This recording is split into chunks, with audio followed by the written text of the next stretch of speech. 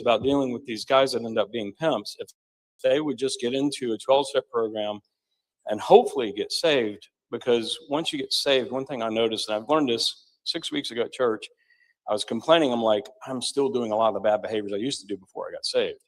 Some of them, not as much. But the difference is it hurts a lot more.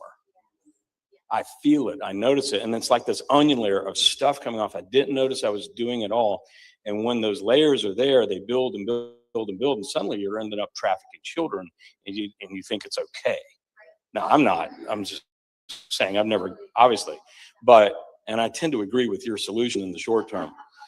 But there I go, but for the grace of God. And that is not a Christian point of view. We're there to forgive. And we are all equal in sin. And so if we are able to join with each other and get with these companies that make these routers, for example, and have them install the basic blocking software so it's easy for a parent to just click and say, yeah, I want to turn that on. I want to turn that DNS filter on. That's what it's called, DNS filtering.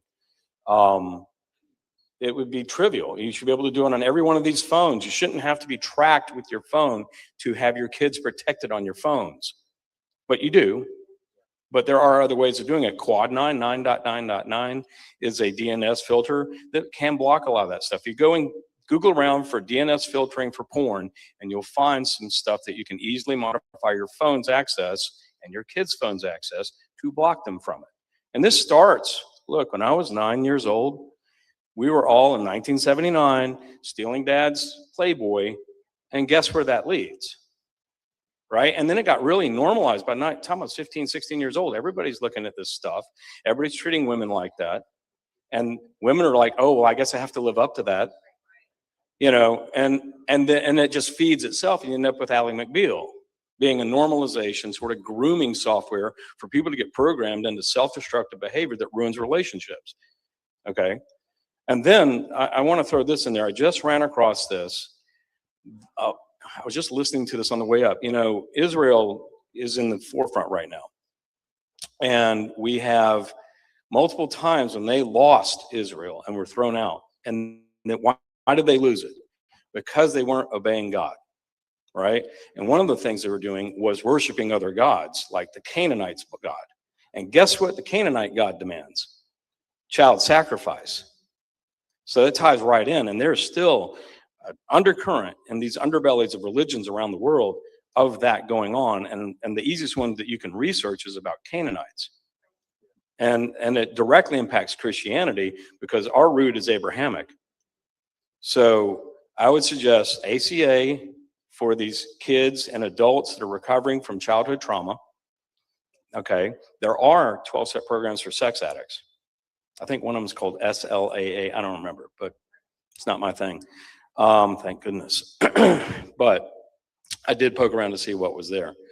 And no, you don't have to quit drinking wine to go to ACA.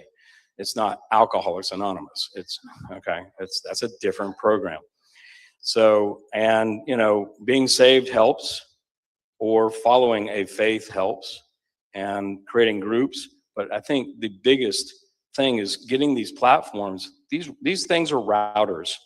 And if you can block it at this level, you can protect millions of people from it. And you don't need to install spyware like age verification software, which is a way to undermine the internet so they can spy on you. And it does nothing to prevent the problem, because I can circumvent age verification all day long. Just block the access. Just block it at the source. There you go. Give him a big round of applause. Great to meet you, Bo. Great to meet you. Fantastic. Yes, ma'am.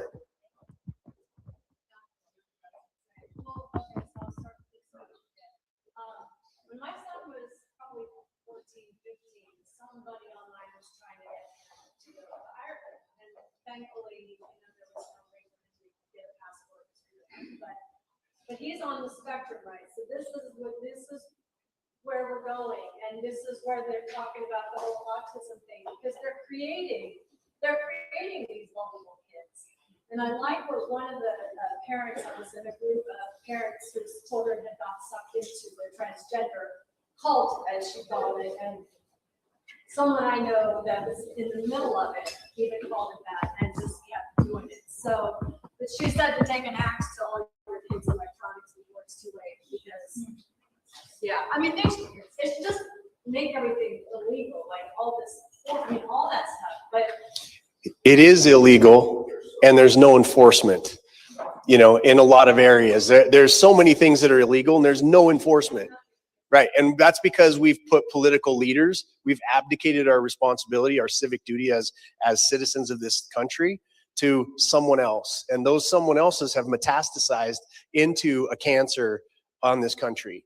this is why my belief is that what we're still going through in my house, it's way better than it was, but this is so much bigger than us, right? And so God, and I've been listening to most of the He's going to show up and Amen. rid of this cancer. Amen. And It's happening. there's going to be a lot, but it's just going to happen because if we had to litigate and legislate our way through this, Not going to happen. so. We have to take it back by force. Yeah. Let me tell you again, from our perspective, and I asked this yesterday, how many of you own businesses? Okay, about, half of the room. That is the most powerful place that we can start. And all of you shop at businesses, right? Stop shopping at Amazon, right? You're giving literally money to the devil, in my opinion. Sorry, that's on, yeah.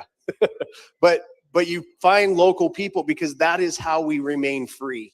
And it's not being talked about near enough, because you look at what happened in 2020. Talk about grooming. 2020, what did we get called as small business owners? Non-essential. Hey, good. Non-essential. Are you kidding me? Non-essential?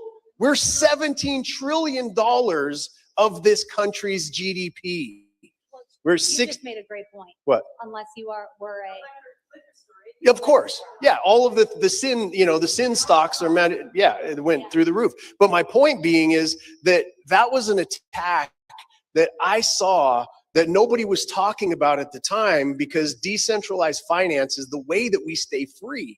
Every empire has fallen when the dictator at the top starts to go in and overburden and say, you owe me more gold and I need more of your cattle and I need more of your blah, blah, blah for my castle, right? That I'm not earning that money for. It happens in every single empire. And so we're fighting back on that front with something called the Owner Syndicate, where we're building basically a union for all small businesses so they can never say that again. We're putting together our own Bill of Rights. It's a $2 billion project that we're working on right now so that we have our own PAC, so that we put our own people, not Republican, not Democrat, people that say yes to the things that we have on our own platform.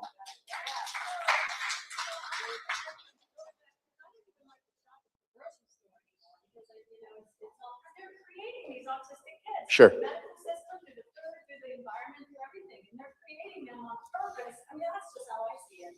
But so, yeah, like the grocery store, like I've been finding farmers markets and everything else. Good. That's the way that you're going to combat this. Stop giving them the bullets to put in the gun to shoot us with, right? It's our dollars. Where do we put our dollars? Collectively, there's, 100 people here. If we all changed our shopping habits and we went local, and yes, it costs a little bit more money, but are we buying things that we don't need, right? Or is there ways that we can sacrifice to pay another $2 for shopping at somebody local? Like, this is the fight. And I think that this is the only way that we win the battle that we're actually in without bullets and blood, is through the financial, organization of this country. Yes, ma'am.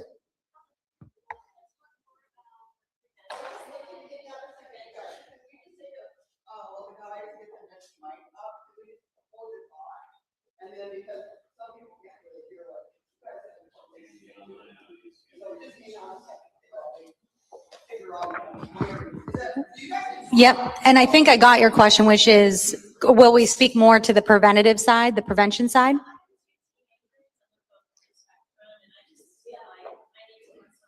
Yeah, 2 teenagers, both on the spectrum, want to learn more. Yep, and apps. So, I think, Set Me Free Project is such a great organization. If you haven't heard of them yet, I cannot remember where they're based out of. It doesn't matter because they work all over the country. Yeah, but they build curriculums so that they can teach educators. And I think there's a lot of fruitful content in there for parents. And so I would reach out to them because I think that's where you're going to get like the bread and butter of what you can learn on from everything from what to look for to apps, going on apps, things like that. There's a whole section on people that are on the spectrum as well. So really Yeah. great organization. Yeah. And then they might be at the Safe House Project if anyone's available next weekend. I mean, there's beliefs of bringing organizations together in the anti-trafficking Safe House projects in Charlotte next week. The 12th and 13th. That's not even the weekend. I don't know what day it is, but yeah. And I think the vulnerability that comes with autism and things like that is in line with the vulnerability that a lot of preteens and teenagers and even children have, which they are being told by society, their friends, their educators, that we have no control over the ideologies educators bring into schools anymore. Their friends who are being trained by parents who have no oversight, like you had just said, they have no oversight over their children. And so all of those things are impacting your kids. And so when you have kids that are suffering from different things that all can leave them vulnerable and exposed to identity issues, then I think that's where, as parents, we can stand in front of our children and say, I'm the shield that's going to protect them. And I'm going to start by reminding them every single morning how loved they are, their identity in Christ, and that they can be bold because they're going to be bullied. And I think there's going to be a lot of challenges that they can face in school. And that seems to chip away at self-esteem.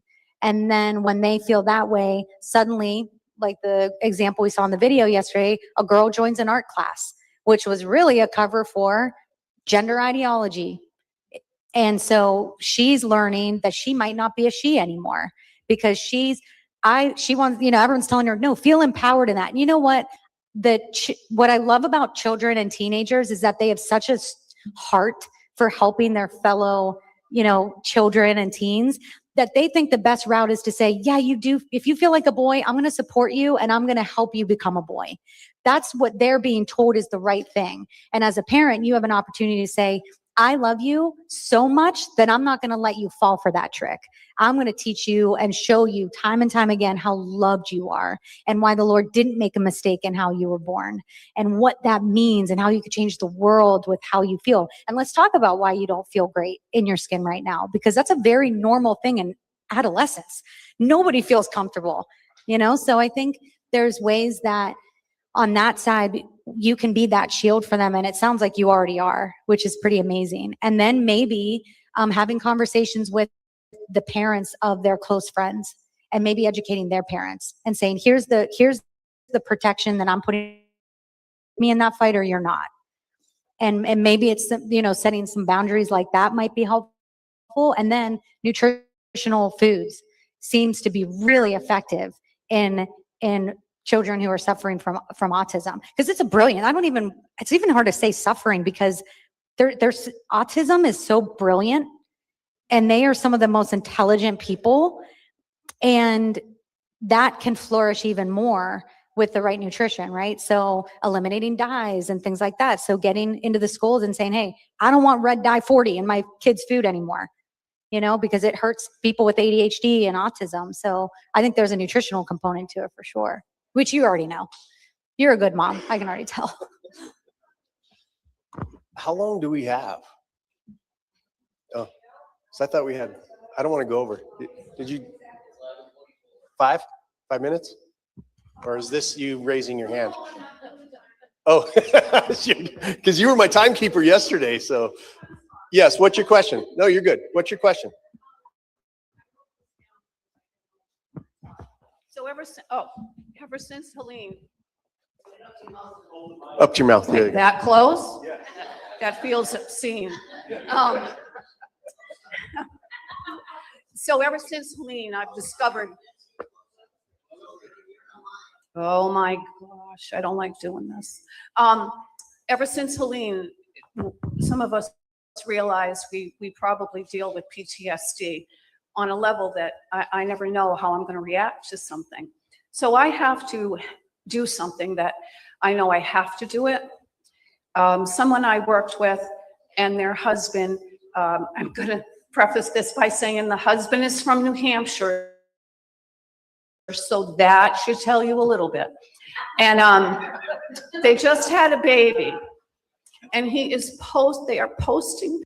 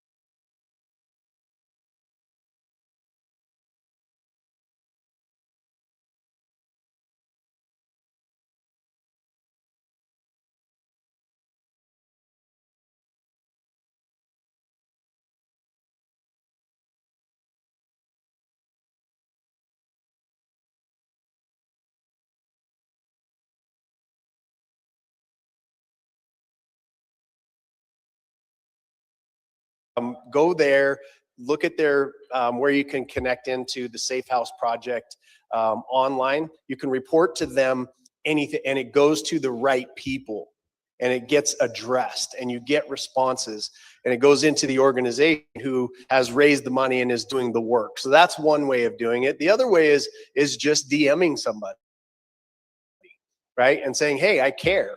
Like this is what's happening. I'm part of Awake and Bold, and these are the things that we do. Just be careful what you're doing with your child. And they'll either block you. What's the worst thing that could happen, right? That's kind of how I live my life. What's the worst thing that could happen?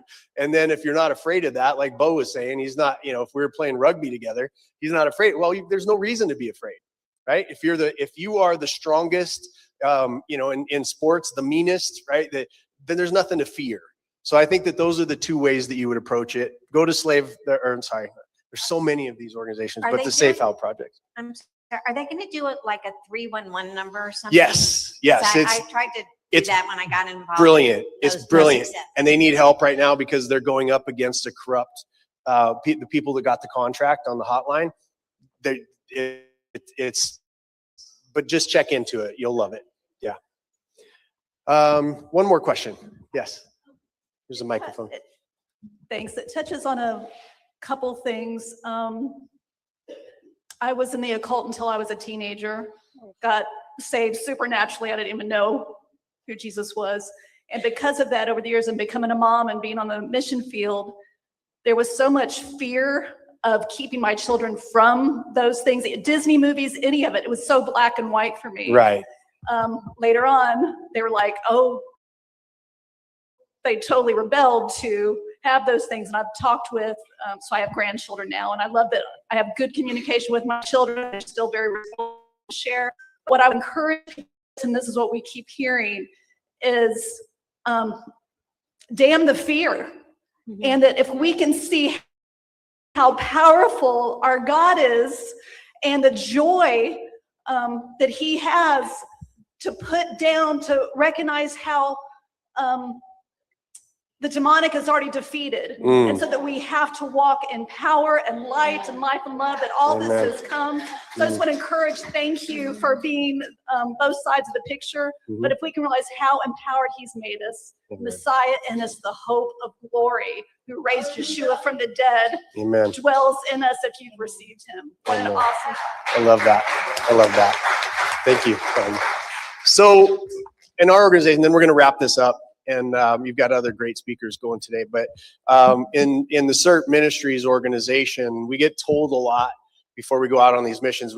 There's signals for us. It's like when you see the word pray, that means that we're on our way to go get a child, right? When you see Princess Rescued, that means that we were able to retrieve that little girl, that little boy, or that group. And we get told a lot before we go on these missions to be careful, right? And in the Bible, it says what? Be careful for nothing. Be careful for nothing. And so we have the phrase, stay dangerous. Being a safe individual in a dangerous world does nothing, right? Whatever that, and everybody in here, not women, men, older, younger, I don't really care. There is a dangerous person inside of you.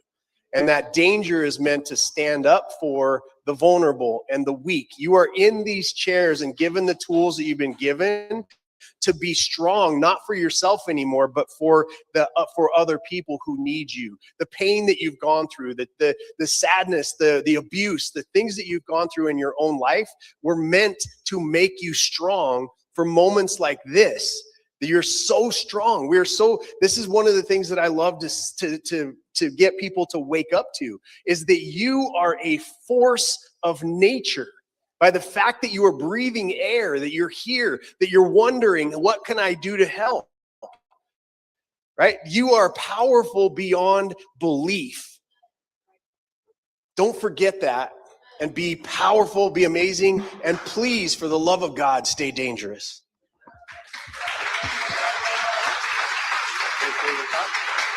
You have any closing thoughts? Yeah,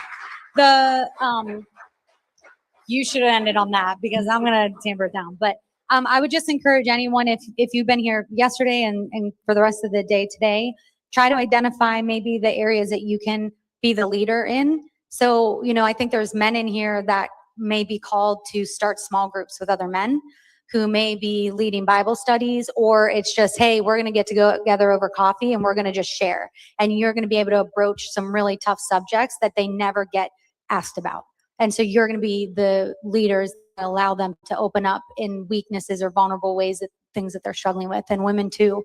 And I think that was the best way to close. So thank you for that. That was a prayer over this group here, and it was a gift for us and for me. And there's a line in Chronicles of Narnia, not biblical, but kind of biblical. And he says, he's talking about Aslan, but basically, my God is good, but he's not safe. And I think that's the power.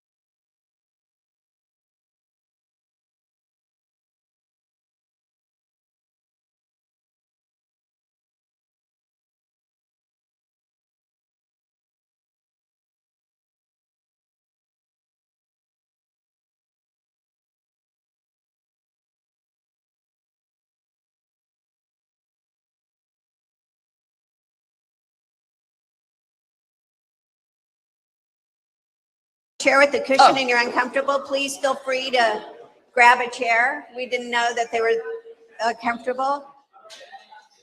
And can I say one more thing? I just want everybody to check the Wake and Bold website in about a week, because we're going to have a link to a documentary about grooming in schools that we just discovered.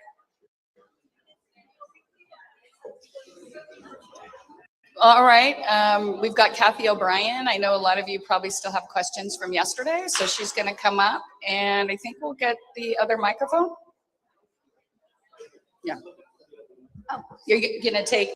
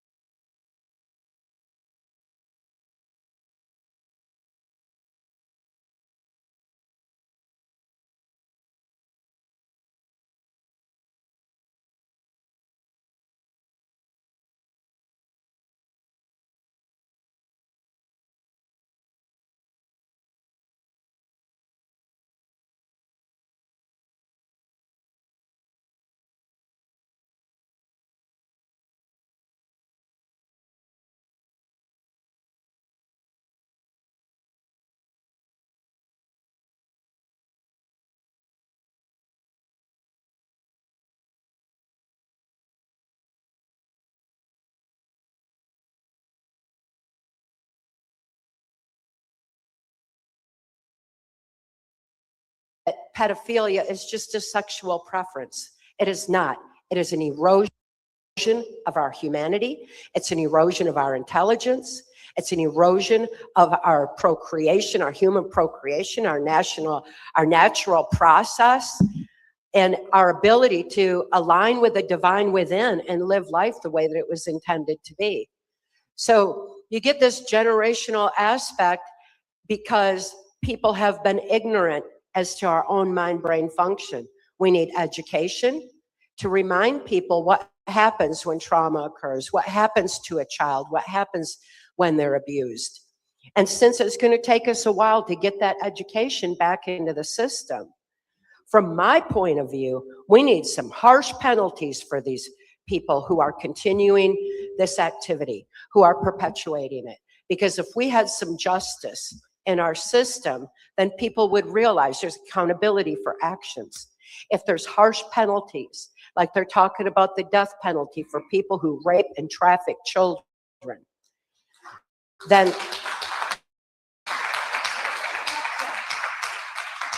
that will inspire those who have been conditioned for generations to just say, why so harsh? And look into it and find out.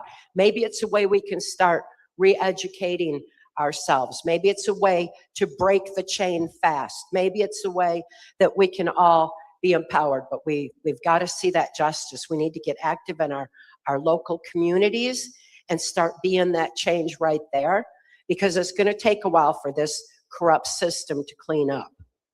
I'm so happy to hear that there's different hotlines that are coming into effect now and based on state levels and county levels and everything else, because that national hotline has been deliberately created from the National Center of Missing and Exploited Children to perpetuate child sex trafficking, to perpetuate the pedophile agenda, to bring the children who are being trafficked, to keep them in the system through the corrupted Child Protective Services system. So having experienced all that, witnessed it and seen it, we've got such a mess. But when we start cleaning it up locally and opening our eyes and seeing what we can do to reach out to those that we love and let them know they need to protect their children, it's all love. We can use our voices. We can use that love to open ears and start educating each other as to what it is we can do. I stand strong by what America's Future and Mary Flynn O'Neill's Defend and Protect Children's Project has been promoting, and that's local action has national impact. And that means it's up to us. We can make all the difference. We, the people, it's our Constitution. We can restore the freedom and justice for all. And it begins with us. It begins in our own home, educating our children, arming them with the truth that they need. And we've got an opportunity in front of us to break the chain. Once we break the chain, we break the supply and demand of the pornography, the perversion, the whole thing. And we have the power to do that and be that and not have to wait on somebody else to do it for us. So I've got so many different directions that I would love to speak about further, but ultimately I wanted to open this up to questions and anything that you have to ask. This is exciting.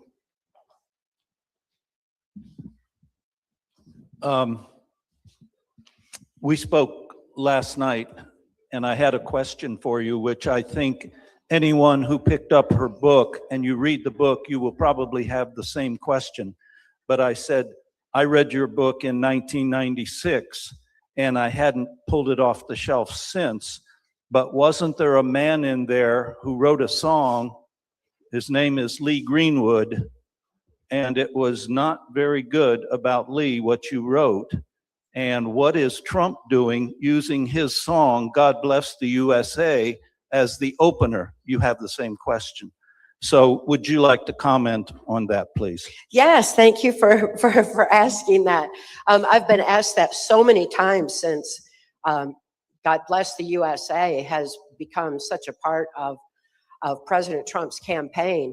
And Lee Greenwood was so heavily involved in Clinton cocaine operations and absolute perversion and abuse, aware of MK Ultra mind control and other aspects. Did Lee Greenwood find another piece of the puzzle in his own life? Did he find, did he align with his divine within? Did he find an answer? I don't know. It's not for me to judge. But when I look at the song itself, this is the knowledge that I have on God Bless the USA. I love that song. It's so beautiful. It really is a good song. And I know that it was written back in 1984 because George Bush was running Reagan's administration.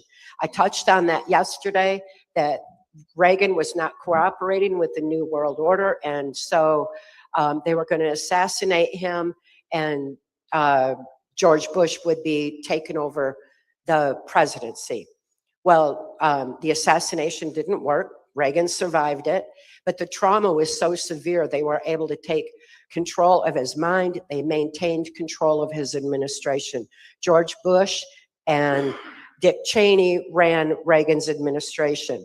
They needed to have him in for one more term. And they wanted to make sure that he got in because he was a great mouthpiece. The people loved Reagan, and they were able to sell our country out to globalism, to sell our education out to indoctrination of children, to especially impose the pedophile agenda across the nation. And what happened during Reagan's administration is detailed in my testimony, Transformation of America. It was absolutely horrific. But what would Reagan have chose for himself? I don't know. And I know that President Trump is acutely aware of MK Ultra mind control, how far-reaching it is, how much it's gone into various presidencies and global leaders. And I strongly believe that he has the knowledge that I do, that God Bless the USA was assigned to Lee Greenwood to write that song to make sure that Reagan was reelected. So it was ultimately written for him. It was to create a patriotic illusion over here. And the harmonics that were used in that song were the highest vibrational quality that they had available, so that it would embed into the minds of the people. And so what Lee Greenwood did with that song was make sure that Ronald Reagan was elected, and he was granted that because of his involvement in Clinton cocaine operations. So he got the money from it, but it doesn't make the song bad. And ultimately, it was all about, God bless the USA. I mean, it's still a beautiful song. So I really think that the complexities surrounding that song are something that President Trump is aware of. And I'm not making a judgment on Lee Greenwood, because anybody who has a soul could turn. It's those that aren't like us and do not like us, the ones who are so absolutely soulless, that, the Clintons and George Bush Sr. and a few others that I've known. That's a completely different thing. But aside from that, I guess the song is there for us to enjoy. Can we do a microphone because I'm half deaf. Thank you so much. Do you want me to? Hi. Okay. Do you think that what happened with the mind control and the assassination attempt on President Reagan had anything to do with their ability did they give him Alzheimer's? Could they have that mental ability scientific ability to do that? Since Alzheimer's is about forgetting and mind control is an inability to think, to bring things to mind, the parallels are already right there. It may have just been the effects of mind control in that he hadn't been able to heal from. that they just called Alzheimer's. It could be that. I've wondered that myself, if that was if that was what that was really all about.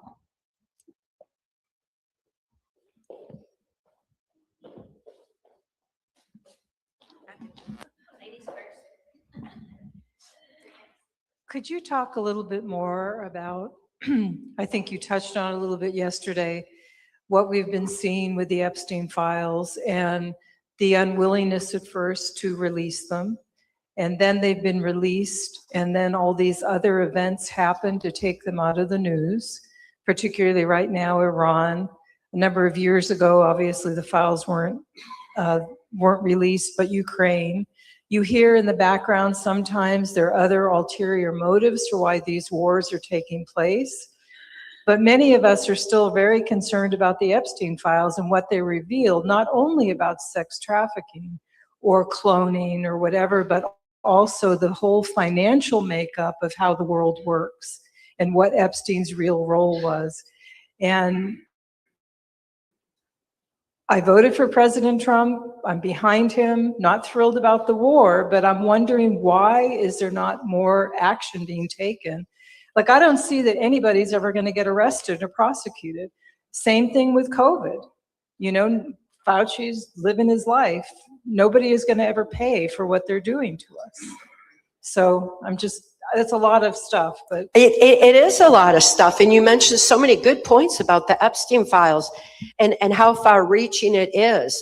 And that's something that the average person is not ready to even wrap their minds around at this point, because it's so detailed and people are ready with snap judgment right now. And I have been so concerned that if those files were just released, it's going to release the names of the victims, the victimizers, and the whistleblowers all in one list with nobody differentiating who's who and what's what.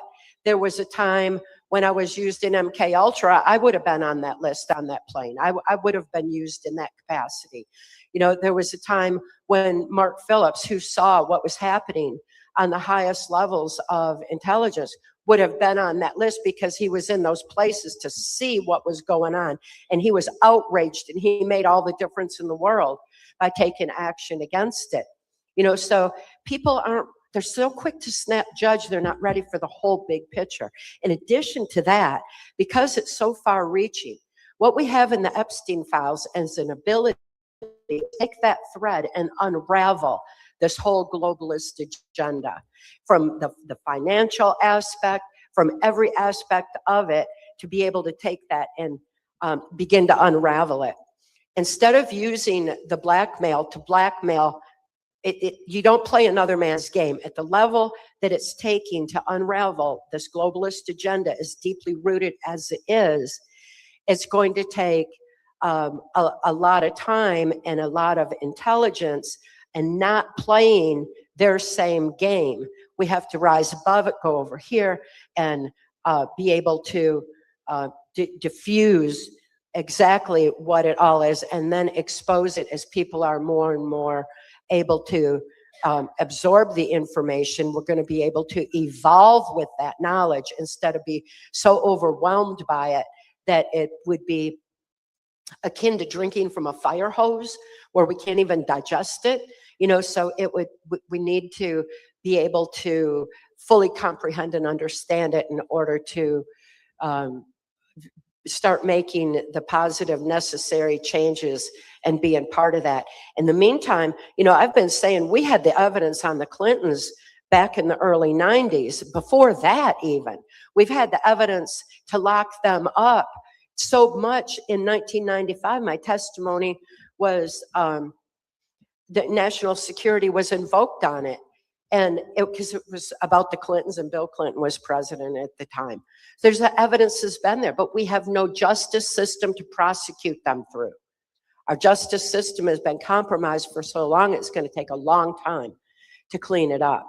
We've got an impossible you know, just to clean up the FBI alone is, I'd rather scatter them into 1,000 pieces like like Kennedy suggested, because it's just so vastly corrupt. I loved what Kash Patel said about turning the Hoover Building in DC into a deep state museum, because ultimately, you know, that would make more sense than trying to clean up the FBI. And there's so much a part of our justice system. So we've got so many layers and layers and layers to unravel. We've got so many layers to be cleaning up before we can even see justice. So the best thing that we can do right now is educate ourselves as much as possible, understand why child sex trafficking became the most lucrative business in the world, how we got to this point where there's Epstein Islands, where this kind of activity goes on, what's really going on with the genetic manipulation that the Clintons have been involved in since the 80s that I know of. The child harvesting is a horrific reality we all need to face. And every bit of that is something that, as we understand it, we're going to be able to be more effective in protecting our children and cleaning up our own communities and making the difference in our own lives. But ultimately, after 35 years of speaking out on mind control and healing from it, I think I have learned the ultimate patience of waiting for justice. And to me, the ultimate justice is positive change through public awareness. So, you know, I'm not suggesting that we be patient, but we need to keep educating ourselves and making the difference where we possibly can. Yes. Hey, hello. Okay. Kathy, I have never heard in my life a woman spitting truth like you do ever. Nobody. I mean, you're like number one in the world. I was exposed to a lot of it. I've got a two-part question, and the first one is, in your opinion, what do you think of Fort Huachuca, Michael Aquino, who wrote the handbook for mind control for the Army? Do you think TPUSA or maybe Erica Kirk is involved with trafficking kids out of her orphanage in Romania? And the second part of the question is, can you speak a little bit about the luge? Oh, I think on Turning Point USA, I'm wondering why people aren't looking at Charlie Kirk's children after that trauma. Nobody's paying attention to that one, and I'm very concerned for those children.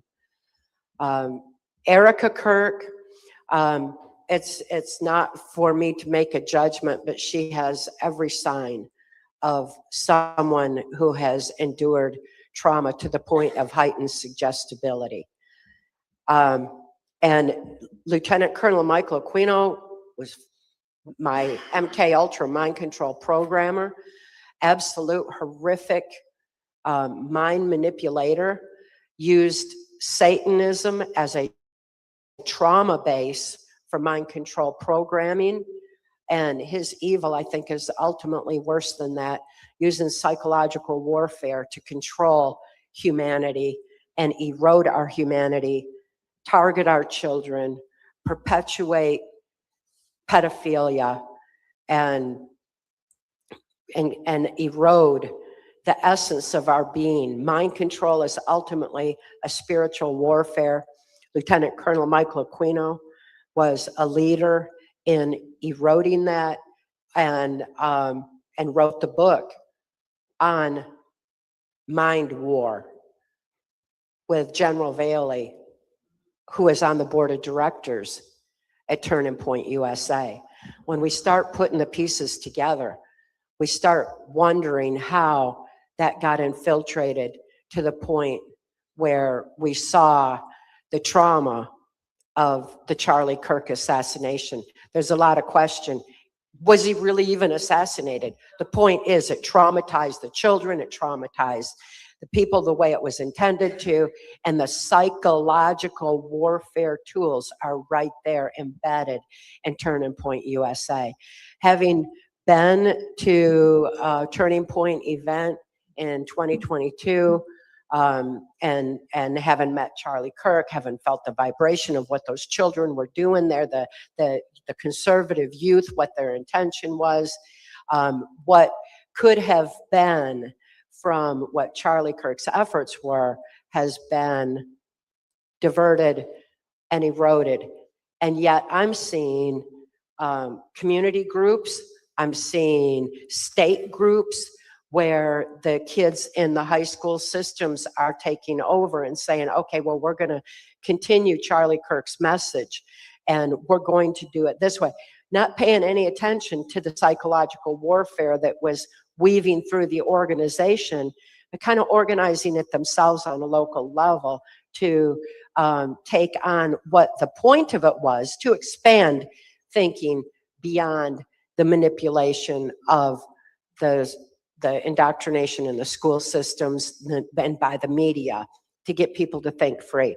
So there's efforts to take a positive from the negative, but we need to pay attention to what happened there and understand this is a kind of infiltration has been going on in our churches, all the sacred institutions that we have, our child protective services, all aspects of society have been infiltrated by this ultimate evil that is psychological warfare intended to keep us from being able to think, to gather that infinite strength of the human spirit and power of love and live our life's purpose in harmony with God's intention. We're all here for such an amazing purpose at this moment in humanity's evolutionary history, and it's up to us to continue to educate ourselves so that we're armed against this assault that is deeply rooted generationally in our society.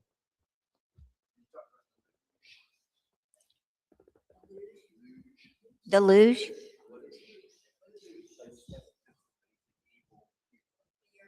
I'm not familiar with the term. Oh, well, David Icke is a good friend, but I don't always I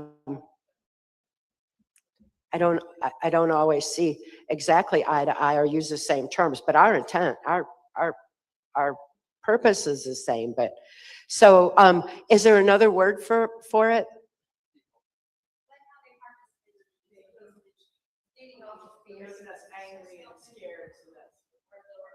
Harvesting that. Well, that was kind of what I was talking about yesterday, that that these perpetrators at the top, when you follow the money, it's just a handful of them.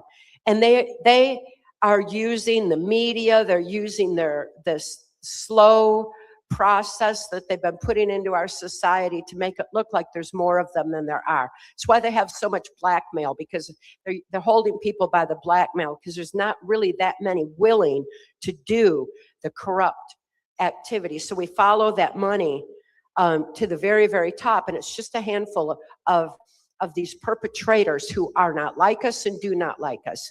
However we define them, they're vastly different, whether we call them demons or aliens or whatever name we want to put on them. The fact is, they are within our realm to affect, because we have the victory. We got all the power. They only have as much power as we give them or let them steal. They are a low vibration, dark negative energy force that feed off of low vibration, dark negative energy force. So if they keep us in fear, divided, hating, any of that, using trauma after trauma to keep us at a lower vibration, that's what they feed off. When we're aware of that, and we can keep our vibration high by realizing, by going within, aligning with that divine within, gathering that strength of human spirit that they fear so much, and that infinite power of love, we keep our vibrations so high they have nothing to feed off. People ask me, well, aren't you afraid? You're speaking out about the Clintons and everything. And it's like, I am not afraid. They got fear from me the first 30 years of my life in MK Ultra. They're not getting any more. I'm going to keep my focus on helping the children, helping humanity by bringing truth to light, living the love that I am, keeping that vibration so high they can't touch me. So, you know, that's ultimately our victory. They can't feed off of it. Kathy, thank you. Kathy, thank you for doing everything you're doing for us. When is the last time you saw President Trump alive in person? That would have been in 2022. Thank you. You're amazing. Just really amazing. Thanks for being here to speak to us. Wow. And I love the shout out to David Icke. That was interesting. But a couple of weeks ago, I was dealing with the flu and I was surfing YouTube for free movies, and I ran across Sharky's Machine, which was directed by what's the guy that did Smokey and the Bandit? Burt Reynolds, right? And the reason why I wanted to watch it was set in Atlanta in 1981, 82 timeframe. So you get all these visuals of what the city used to look like back then. And as a commercial realtor, I'm super interested in seeing all that to see the difference between then and now. Well, guess what I ran across? The main part of the movie is dealing with the prostitute. And guess how she was trafficked into it? There's a group of guys that are picking up 12-year-olds in other countries and grooming them into elite prostitution circles. And this movie is set in made in 1981. And obviously this ring was set in Atlanta. It didn't imply an international thing other than they're picking up the girls somewhere else and bringing them into the market and raising them up to be good-looking, buckhead-looking housewife prostitutes, right? But that implies a lot that they made that movie with Burt Reynolds that long ago. And that child trafficking ring is the centerpiece of the plot of the movie. And another thing on the Epstein file, I've had the flight logs on my hard drive for 15 years. I didn't share them because I didn't want to be slapped with, a lawsuit. Because if you're on the flight logs doesn't mean you were doing nasty stuff. It's a good indicator. If there's smoke, there's fire, but I can't make those allegations. And if I got blamed for sharing the file that I got surreptitiously, well, then I'd be bankrupt because they would just sue me into oblivion. But lots of us have been sitting on this file for 10, 15 years. I was following it back when he got locked up in Florida, and I was wondering why Trump hired Acosta as the Department of Labor secretary, who's the guy that handed it back to the county courts from the federal government case. So nobody talks about Acosta at all. When's the last time in these Epstein hearings anybody's ever heard that name mentioned? When's the last time anybody's ever heard, let's get on to Biden for 1 second and I'll be done. You got all these LLCs that his kids and his partners are doing. The names of the LLCs are Rosemont, Thornton, Seneca, and so forth. Well, Rosemont is Teresa Heinz's horse farm near Philadelphia. Guess where John Kerry was doing his campaign speeches in 2003 and 4? Rosemont Farms, just like this kind of a farm. Oh, that's his wife's farm. And that means Chris Heinz, who's Hunter Biden's partner, I wonder why the name Rosemont's there. How about Thornton Partners? Who's Thornton? You ever heard of Whitey Bulger? Yeah? Okay, he's a nice guy from South Boston that everybody wants to know and didn't have anything to do with politics at all in the Democratic Party in South Boston, much less the mob. No, nothing at all to do with that. But his nephew runs a firm based out of Philadelphia that if you and me want to create an LLC and go do business in China, he's the law firm or the fix-it firm that sets up all the bank accounts and LLCs we need to do that business, right? Guess what the name of the firm is? His firm is called Thornton Partners. So I think when we're looking into these rings to rescue these kids, we might want to start looking at those kind of LLCs. And notice how nobody that's talking about Hunter Biden for years and years and years about his Burisma stuff and so on, when's the last time you heard anybody go into Chris Heinz? Well, gee, who are Teresa Heinz's parents? Well, they're based out of Malta and I think Holland, and they're old European aristocracy. All right, there's some carrots for you to go down your rabbit hole with, but and gee, do you think these circles that we're dealing with aren't operating out of those levels? Of course they are. I have a question for you. I thought I had the question and now I got on this rant. Have you noticed social conditioning going on in the media over the last 35 years? And what, so that people are being groomed just by watching television. And what do you think the impact of that is having on the general psyche of American viewers right now? Because that's the gateway that they're using. Absolutely it is. And there's no question about it. First, I want to say I saw President Trump in 2023. I need to correct that because I was still on the Turning Point USA dates. And the Burt Reynolds thing, dear friend of mine in MK Ultra, Jerry Reed's daughter, Sedina, was in the Smokey and the Bandit movies, and the whole promotion of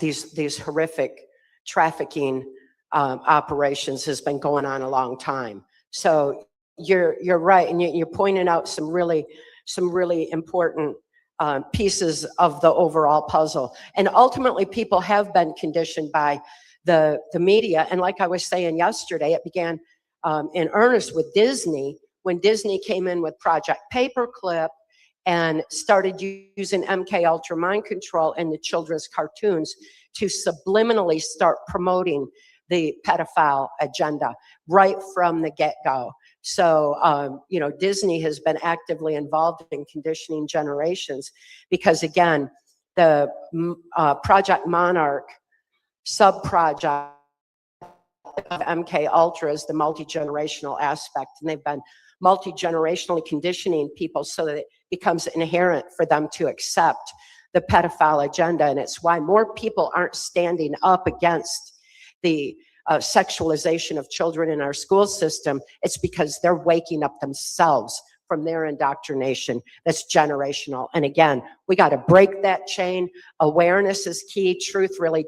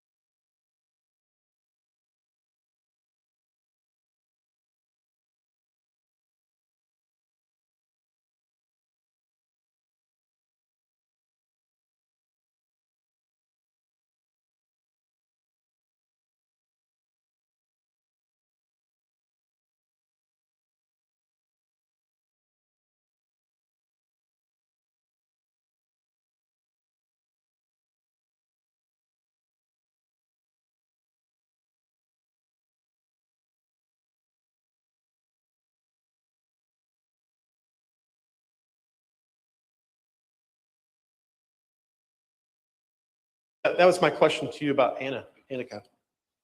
There's so many survivors coming out these days, and we all have different pieces of the puzzle to bring to the table.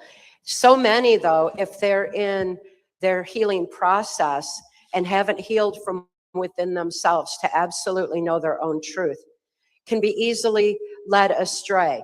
If they look outside themselves for answers, they can, they're still highly suggestible, and they can take on whatever the media is throwing at them. And I see that happen a lot with survivors. So it's good. I encourage every survivor to heal from within themselves and then bring their piece of the puzzle to the table, because we all have a different one to bring to the table. If we all have the same piece, it's not going to bring the big picture into view. We need to all have our own individual pieces, and then we're going to be able to see the bigger picture. So I'm real excited about all the survivors coming out, but I also encourage them to heal from within themselves first, so they're absolute in their own truth, and then come forward if they choose to with their information. My own daughter has an amazing piece of the puzzle on the whole child protective services aspect, what happened to her in that system, what happened to her under MK Ultra. She's got her own piece of the puzzle, but she doesn't choose to come forward with it. Instead, she chooses to stand behind me and say, "Go, Mom," and you do it. You go say it. And I'm so proud of her for exactly who she is and what she does, because she makes all the difference in the world in light of her love. And so many people now have met her at different events and seen her, and she lights up a whole room. I mean, she's amazing, but she doesn't choose to speak out.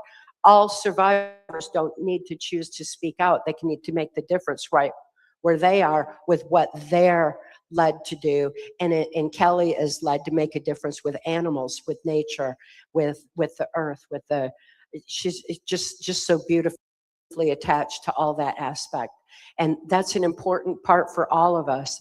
The animals can teach us back the way to our humanity, the way back to our human nature, the way back to be able to align with the divine and access all aspects of our brain and to make the effective difference in the world. So I hope that somewhat answers your question on Annika, and I'm excited for all the survivors and encourage them to heal from within themselves first.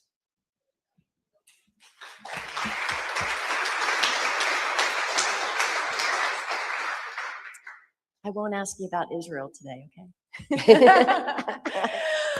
But I read your book last night, Align with the Divine, and your segue into what you were just saying is about my question. I really loved how you were able to speak with the animals and have that telepathic communication with them. And so I was reading in there about our birthright. And I don't know if this is the appropriate place to bring that up or not, but I would love to learn more about that and hear more about that from you, and how trauma has impacted that for you. And so thank you. Yeah, the heightened senses, the heightened intuitions, the ability to see into the future, to have a strong sense of vibrational frequency and surroundings, to have that telepathic communication. These are all aspects of our brain that we're not using. We don't have to endure trauma to experience them. What happened with me is that trauma had stopped my capacity for free thought. And without having any conscious thought of my own, my brain accessed the other aspects of my senses. This is what happens with in trauma a lot. The brain compensates for the lack of conscious thought by accessing these other abilities. They're in our brain. We don't have to have the trauma to experience it, but the brain does that the way that a blind person has heightened hearing.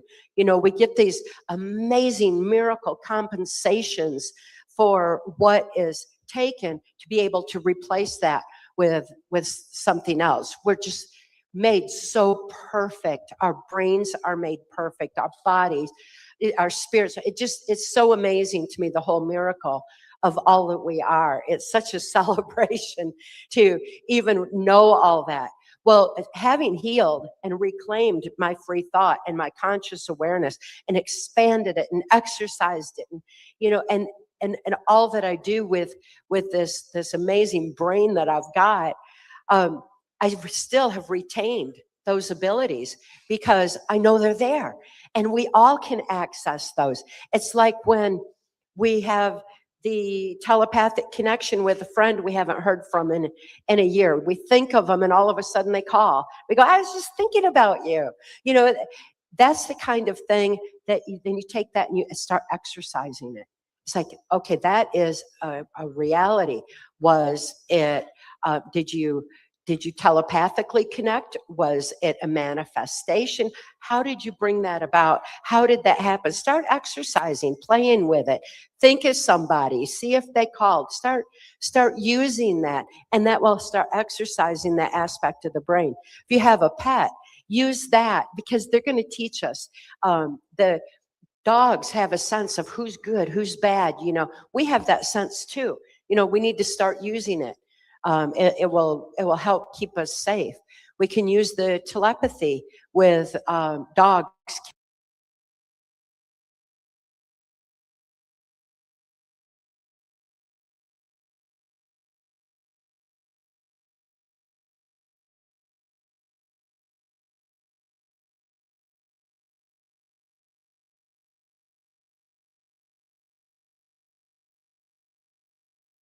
No connection on the events, and just say, do this, go here, go there, do this, go across the creek, come back, go over here, get your ball, you know, and he would do exactly all that just for fun because he knew that we were communicating, and they get so excited when we can communicate with them.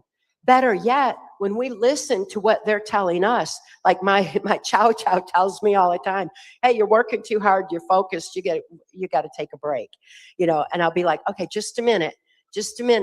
And he'll sit there for 1 minute and then come back again, you know, and tell me, come on, you got to take a break. And I need to listen to that because he is sensing that that's something I need for balance in my own life. And every time I listen to that and go take that break and go walk outside, breathe in the air, you know, feel the sun on my skin and the breeze in my face. You know, when I take that moment to do that, everything balances and I think clearer and I can get more done. You know, so he knows how to do that and he's gotten real good at it. Just before I came here, I've got wheels on my chair to scoot around my office and do, you know, whatever I need to be doing. And I was doing too much and I told him to wait too many times. So he came up and he pushed my chair back. He got behind it and he scooched it all the way really fast across my office, right up to the threshold where his leash is in the door. I said, okay, I'll do it. You know, he didn't have to go to that if I would have just listened to him and paid attention because he was telling me out of love. He was telling me because he's so, we're so attuned with each other, you know, so we get these wonderful abilities to exercise our own telepathy when we start to listen. And it's a lot of fun. It's a lot of, it's so rewarding to be able to access those parts of our brain that we have been blessed with and have forgot about now for generations because we're too distracted by the latest technology, harmonics, what we got to go do, working 9 to 5, 5 to 9, you know, whatever. No, we need to take all that back because it's a beautiful balance to our lives that help us think with more clarity, open more neuron pathways so that we can effectively be the change that we need to see in the world. Animals will teach us that.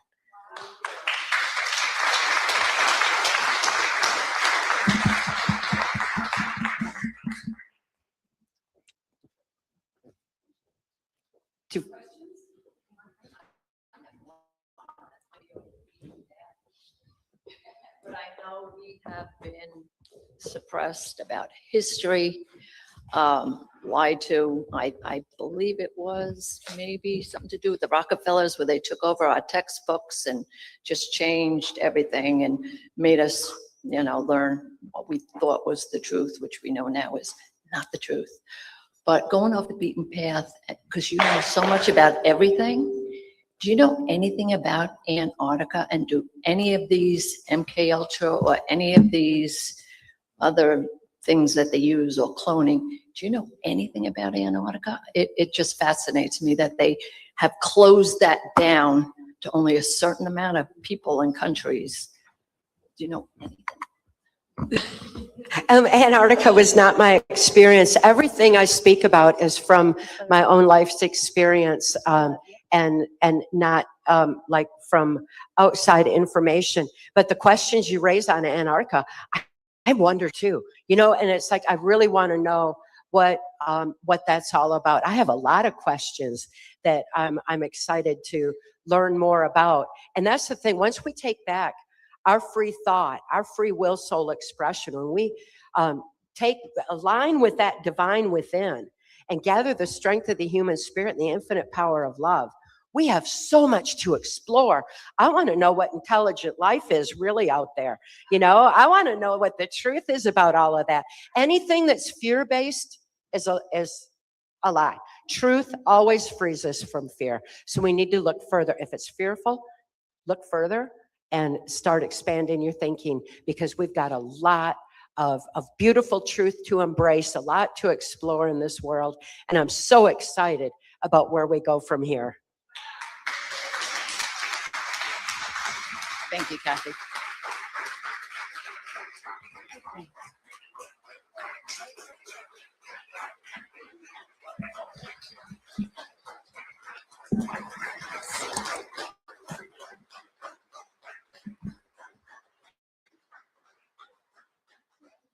Well, again, more enlightening information. It's really amazing to have someone here can actually speak firsthand, unfortunately, about all the situations we've all been called conspiracy theorists about for years now. So our next guest is Tika Caldwell, and I know that she's got a little bit of more information for us, and then she's going to be open to questions. Welcome, Tika.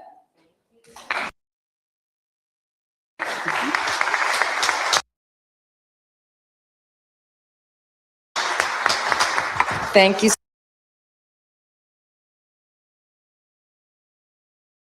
Simone, and thank you, Kathy.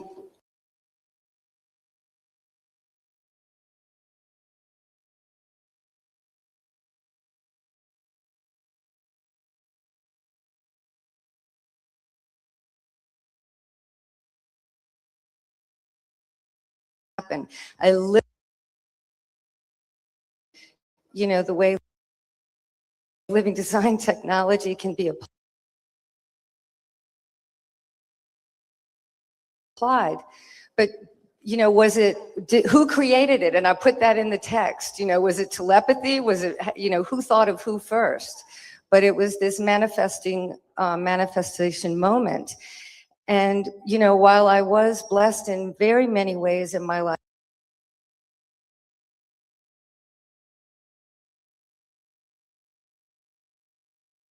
I mentioned before, I also did have what's going to happen.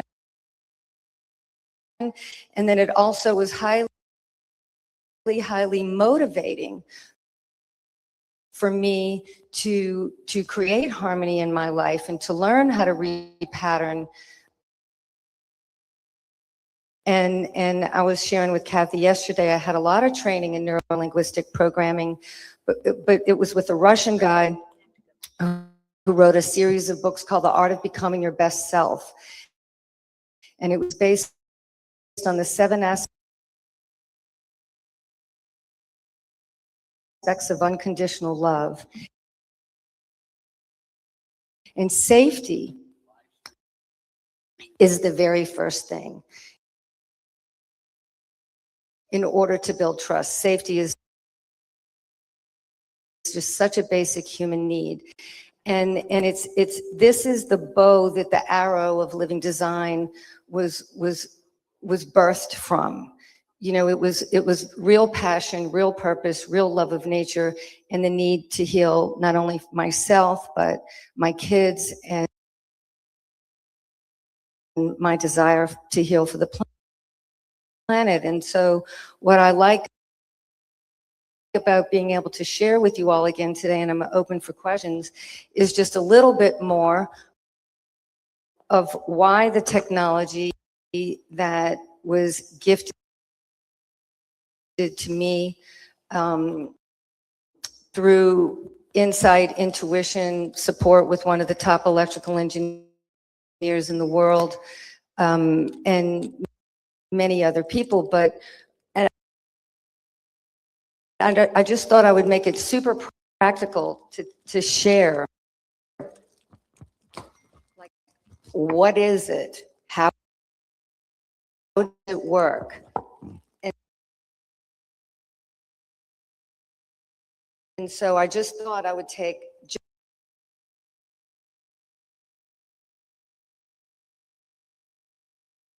here. That is a very simple way to put it, and it feeds the dissonance, and it can perpetuate a sense of unrest or harmony. And so the point of living design is to take these things, our tools, and systematically layer it into the earth, the water, because the natural world also needs support, and place things around a building, a home, or an ecosystem, so that you're taking this dark light that is the light that is the energy that's running the grid and also affecting the grid of the earth, and through these imprinted tools, after talking to Juan last night, with these full spectrum of coherent frequencies, we give this positive information at the frequency level back into the earth, the water, if we wear it near our body, or in this room, like we have harmonizers, ceramic all around the periphery. We have cards that we can put underneath Wi-Fi routers. They don't look like much, but believe me, they are super, super, super powerful to take all the healthy frequencies of nature or the love in your heart, because the way to say it is, this is stabilized love. It is the energy of love. We can make it as scientific as you want it, but at the end of the day, it's love. And so it's taking the field that we live in, and we're putting more love where there's no love, so we can find love, and that we can more easily be love. So that when we are repatterning ourselves, when we are awakening to the truth, we really do have more grounding and more support and more coherence to think our own thoughts and to have the courage that we need. I need the courage to be here sharing this with you. You know, I can already tell this just by holding this, it shifted my field. I can taste it. It makes a sweet taste in my mouth. Those extra sensory things that, you know, I can stick my hand in Clorox and I can taste it. But anyway, so we have a kit, for example, that you put on the meter. And what's in the meter kit? You get 4 small ceramic harmonizers, you get 1 extra small ceramic harmonizer, and you get 4 magnets. And you build your own little like sandwich to plop on your meter. It's just so easy. You don't have to be a scientist. It's plop, plop, fizz, fizz. Oh, what a relief it is. I was a Montessori teacher. I'm not a geek. And so we made this really, really simple, because how often do we have mothers who have a young child and the child's room used to be the bedroom, and then the Wi-Fi router is underneath the baby's bed? Okay, I see this over and over and over again. And we have just simple stickers. They're very, very powerful, but you place them on your cell phone and it goes into resonance with your heart and the life supporting energy of nature, so that when you're in a stressful environment, it doesn't have to take it from you to make balance. And then we have another thing like this level 2 kit. And I'm telling you all this so I don't have to repeat it at the booth 50 times. So basically what's in here, 6 octagonal ceramics that you place around the perimeter of your room, just like we did this room, and a small ceramic to put on with the magnet to put on your circuit breaker panel, 2 8-inch guards, one to put under your Wi-Fi router in your refrigerator, because the refrigerator is one of the biggest compression wave generators in the house. And so when we can harmonize that refrigerator, it also makes your food last longer, but it puts harmonic frequencies into your home. And it's easier for you to sync up with your heartbeat. It's easier for you to ground. It's easier for you to think clearly. And the reason why I'm telling you all of this is how we do it is, and then we have other things like we have magnets to put on lights, magnets to put on switches. So we have ways to attach things to technology or the earth energy that is already a generated current. And the reason why I'm telling you that is, we'll go to the next slide, because this is why we want to do this for safe houses, for kids, for the people that we're talking about. It's good for everybody, but I feel, and Awaken Bold asked me to join and collaborate with them. The children who've experienced this trauma, in our opinion, are the people on the planet that need it the most. And so Horseshoe Farm, I'll read the testimonial afterwards, has a beautiful testimonial for the difference what happened in the spa compared to the other buildings that aren't harmonized. And I'll read you the testimonial that Jordan had with his own children in his own home. But the problem of these environmental stressors is invisible. As you can see, the cell phone towers, the Wi-Fi routers, all the different things. And there's so many things underground and from satellite stuff that we don't even see, but it's there. It's a pulsation and it's a wave. Next. And so chaos versus coherence in the human energy system. We have enough chaos. We've talked about it all weekend long. We get to breathe. That's what my son told me yesterday. Mom, don't talk so fast. Just remember to breathe. I get all worked up. So I need this as much as anybody. But what we want to do is, like Kathy says, to find the divine within. These are tools that have helped me and many others, and the horses and the dogs and the animal kingdom that I have worked with, feel much higher levels of coherence. It is a 0 point resonance system. I didn't call it a 0 point energy system, but Dr. Gaetan Chevalier at SciTech Lab did. And basically, I think this is the state where we're all trying to get to, where we're in a state of non-judgment, but we have wisdom and we have discernment, but we can be grounded and we can breathe, because we're not in a state of fear and we're not asleep. Because it's from this place of centeredness that we can access our divine within, and we can align with the divine, and we can hear the whispers of the inspiration that say, yes, no, go here, don't. Because I've learned over the years, when I don't listen to that little whisper, I usually regret it. And this calms the energy around so that we can access more of our gifts. And we have the same thing with the water. We've put the bottles of water, plastic water bottles, on a living design card. And just like many of you may have seen the balance test that I did with Harris' son yesterday, we put that water on the card for maybe 2 minutes, and we could probably try that at the booth.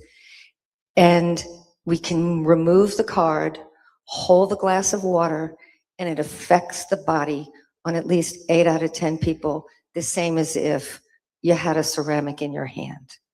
So then that begins to go into your system and it begins to regulate and help the cellular communication within us, because the cellular communication of nature, whether it is our trees, water, bees, babies, bodies, is soft. And we get we get disturbed by all the technology. We don't realize how much it affects us, because who has ever heard about the frog, you know, going into a boiling pot and it slowly gets turned up and we don't jump out. And I think that this is indicative of some of the things that we're talking about, but also the quality of the energy field that we are living and working and playing in is another part of this same story. Next. And again, we had Dr. Gaetan Chevalier at SciTech Lab starting to validate this in 2016. We're still working with him. We have other validation that we didn't share yesterday, but we've seen in Kirlian photography, I know it's not considered mainstream science, but we can change the quality of our electrical field. We all have a human aura. And the GDV camera, which SciTech Lab used, which Korotkov invented, is one of the ways that we can test the effect on living systems of greater levels of coherence. So what we're doing when we're harmonizing a home or a building is we're bringing all the harmonic frequencies in an unbroken chain, full spectrum, into our built environment. And Linda Cherry, I can thank, she's the one, she was going to be here for the event. She also was a survivor of a lot of trauma. She is the one that put together this PowerPoint presentation. She was so thankful for having living design in her home. And when we got to know each other, she was excited to say, oh, please let me do this. Why is it important to put in safe houses? And this was her creation. Tangible improvements in daily life, better sleep, meditation, prayer, connection, heart-centeredness, communication with nature. And there we have it. So it's really pretty simple. And I'm here to answer any questions if anybody has any questions. Yes, sir.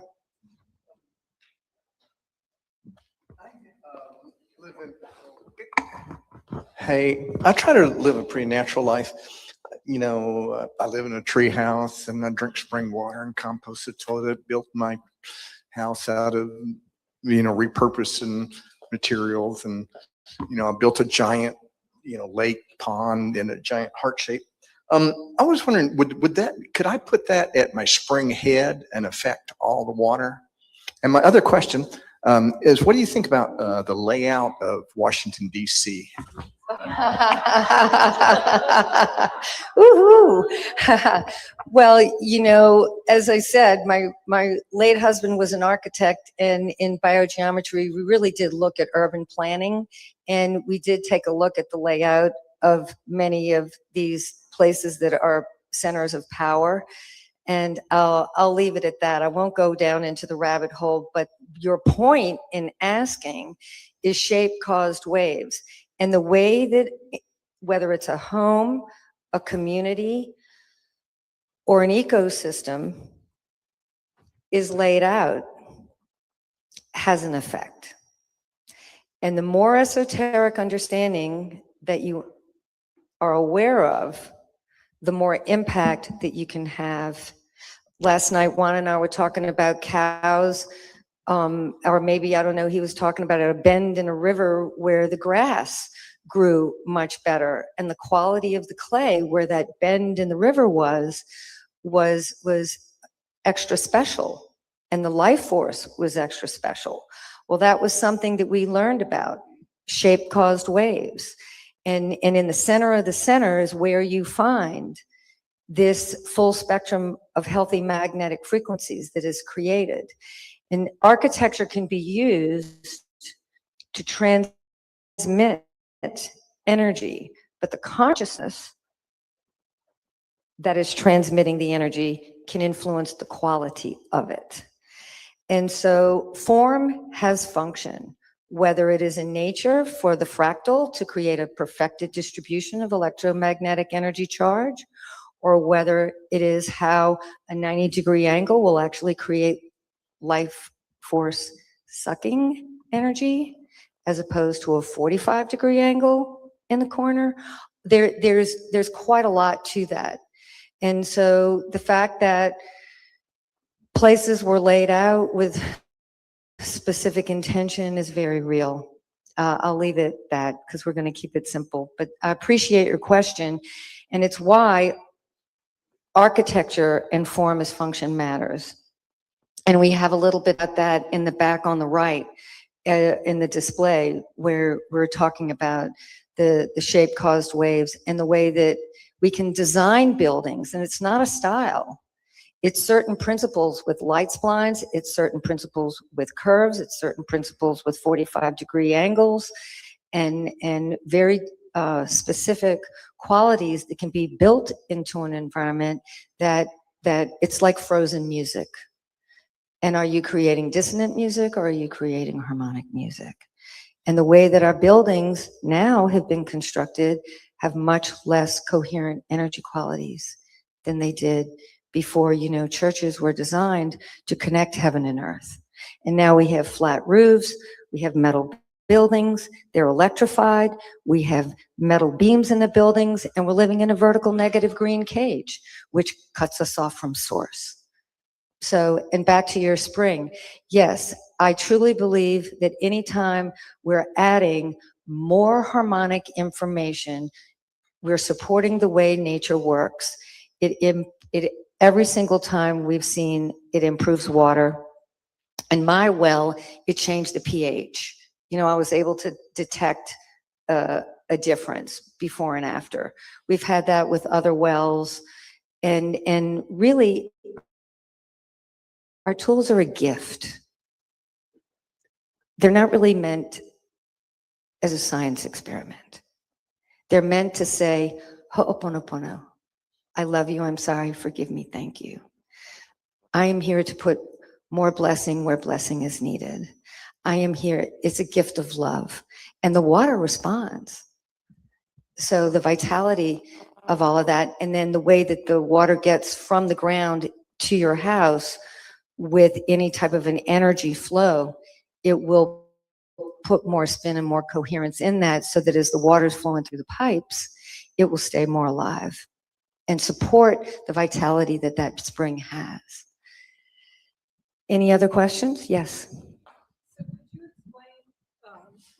If one wants to harmonize their property, do you come out to the property and suggest where the best placement is for all of the things you have?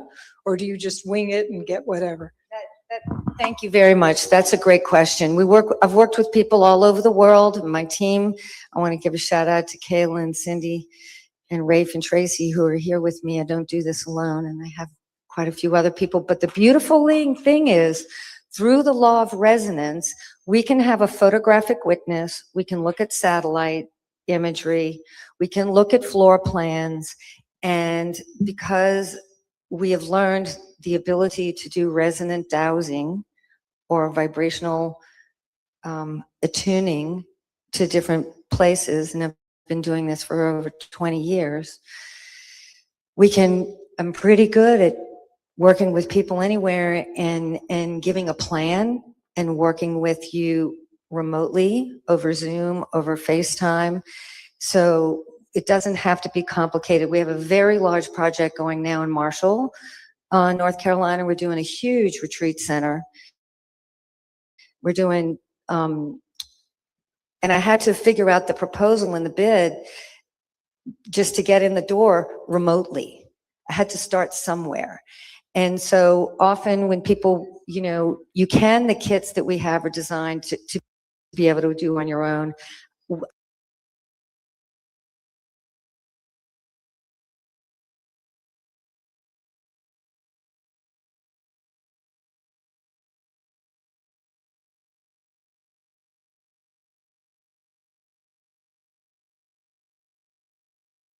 And if there's a lot of electrical going on in there, if there's something where it's strategically located by a military base or whatever. But by and large, it's extremely simple to make a big difference in neighborhoods. I've worked with people working in neighborhoods and doing environmental, what I call guerrilla harmony, very easily. So it can be as simple or as complex as it needs to be.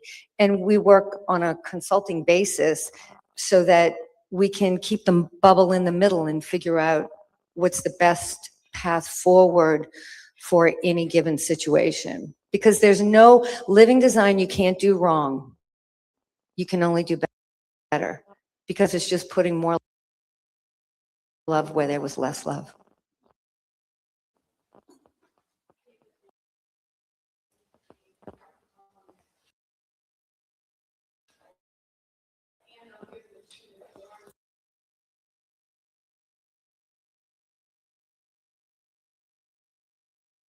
Okay, does anybody? Oh, okay. It's not really a question. I'm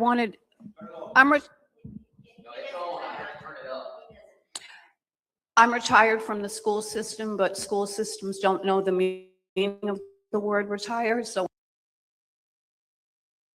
infiltrating into the school systems for parents, for children, for teachers, because they don't have the toolbox to handle the level of what's in the classroom. I tried to do that today. years ago in Asheville. A friend of mine was, but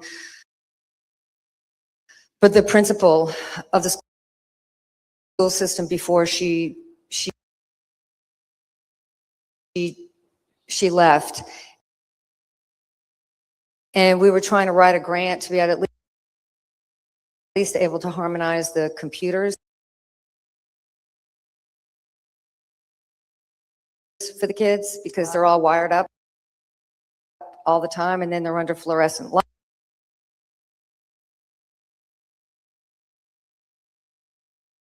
You need us.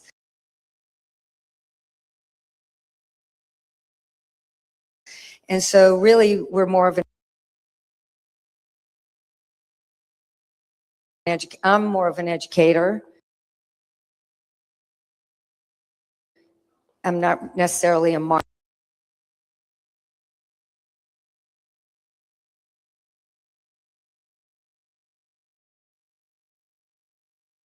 Tika and Living Design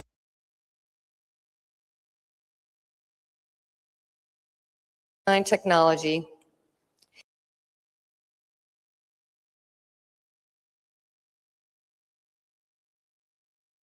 ease and centered. The dynamic between them softened, and the overall energy in the house felt more cohesive and supportive. It wasn't subtle. There was a clear difference in the atmosphere. The harmony could genuinely be felt. When we incorporated the technology into the stable spa, it elevated the entire experience. It seemed to draw for the care and intention behind this work. The impact has been both immediate and enduring. And I will say that as a client, we did Jordan's home, but I gifted them to create a place here for Living Design to have an educational foundation. And this is the first event that happened out of there. So thank you very much.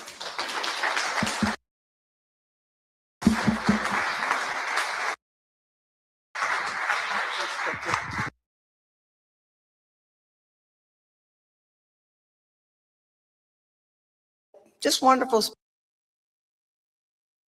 speakers throughout the time that we've been doing this. Somehow today feels like magic. I mean, didn't know. And again, I would say that it only takes one person sitting in the seats, right? Sunday people are at church or whatever.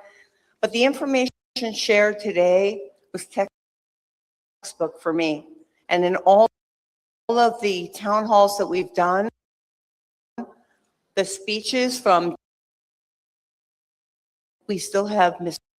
O'Savin and we have Simone Anderson speaking. And so anyway, just wanted to thank them. And I want to thank our sponsors. Our sponsors are Welcome Wellness.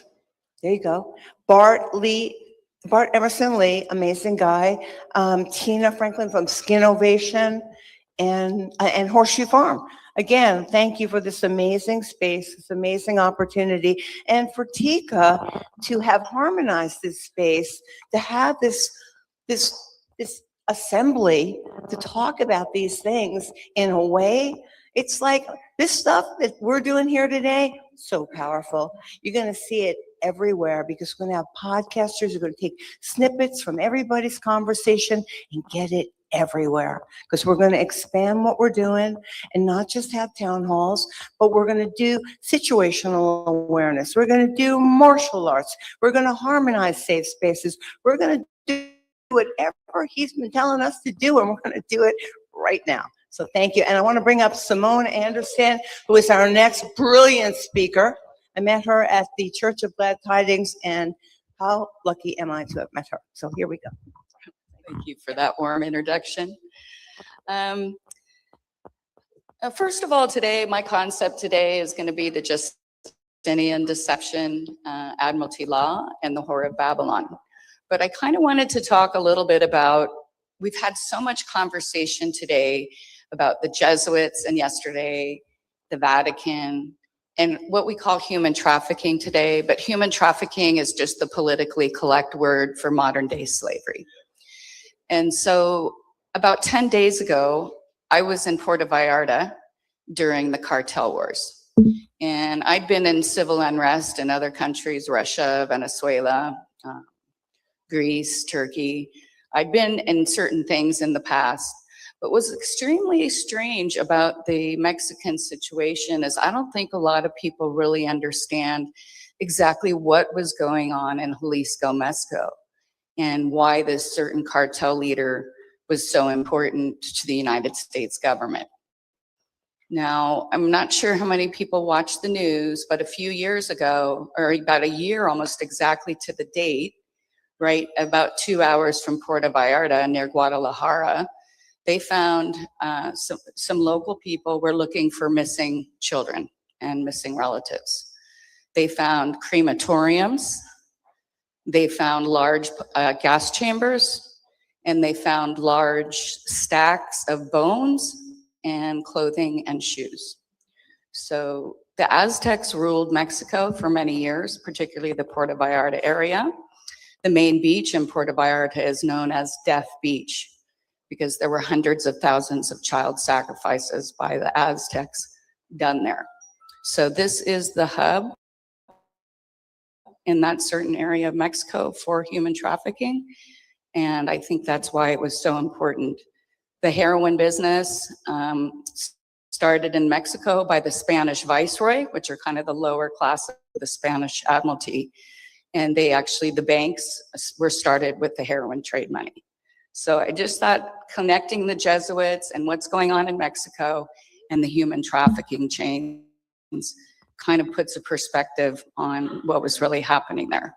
So it was very strange because the police never came. The military wasn't out for 8 hours. There were no sirens going off, and we literally had cars blowing up within 1,000 feet of our house. So the argument was between the cartels and the government. So I think we need to keep a close eye on that and find out what's really going on in Mexico, because it's much bigger than a lot of people think. Now, I was just going to ask in the audience, is there anyone in this audience that's aware of the Justinian deception or Admiralty law? There we have. Did you want to kind of give your quick opinion, or waiting for me to I just wanted to know how many people were familiar with the topic, because okay. Okay. Well, sometimes it's a new construct to a lot of people, but this is literally the slave system that's controlling our world. And not only people that are being human trafficked are in the human slave system. We are all in it. And so I'm going to kind of read from my speaker notes because it's a really complex topic and I want to get it clear to you in 20 minutes. I'm going to go ahead and read most of my speech and then we'll answer some questions after. A lot of people, it takes them a bit of time to digest what I say, and frequently after I do this talk, I get a blank stare in the beginning, and then about a week later, I'll start getting all these emails, and I'll get phone calls for people who know me personally, and they have a lot of questions because they've actually been able to verify what I'm talking about. So as we listen to different speakers and perspectives on the state of our nation and explore the structures that rule our lives, we often hear the expression "they." And when people are discussing the invisible hands of power that seem to operate to benefit the world's powerful political, religious, educational, medical, corporate, and military industrial complexes that control our planet. Got my...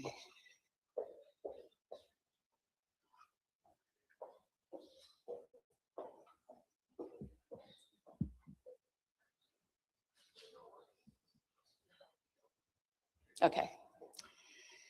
So who are these people and who do they represent? Why do they have so much power over our daily lives? And how long has society been in the current system that we live in, often referred to as the matrix that controls the realm that we exist in? Does the system represent man's natural state, or are we suspended in an artificial construct? We are dead cargo lost at sea on a ship, where our birth certificates are monetary instruments pledged to a foreign power who controls the reality of the world's population. Are we truly free in the West, or have our lives been pledged in an ancient Babylonian Masonic Antichrist system that rules us and deprives us of God's given rights? A system that separates us from God and enslaves us under debt and taxation to maintain control of the world's assets and the masses. So before I get started, I just want to know that this is based on historical documents that a lot of you can look into for yourself. And my intention isn't to hurt anyone's feelings because some people belong to the certain faith. But again, we're talking about people in the higher levels of this system, not the everyday people. So we often hear that it's end times. And what does Revelation say about end times and the Whore of Babylon? So slide 3, please.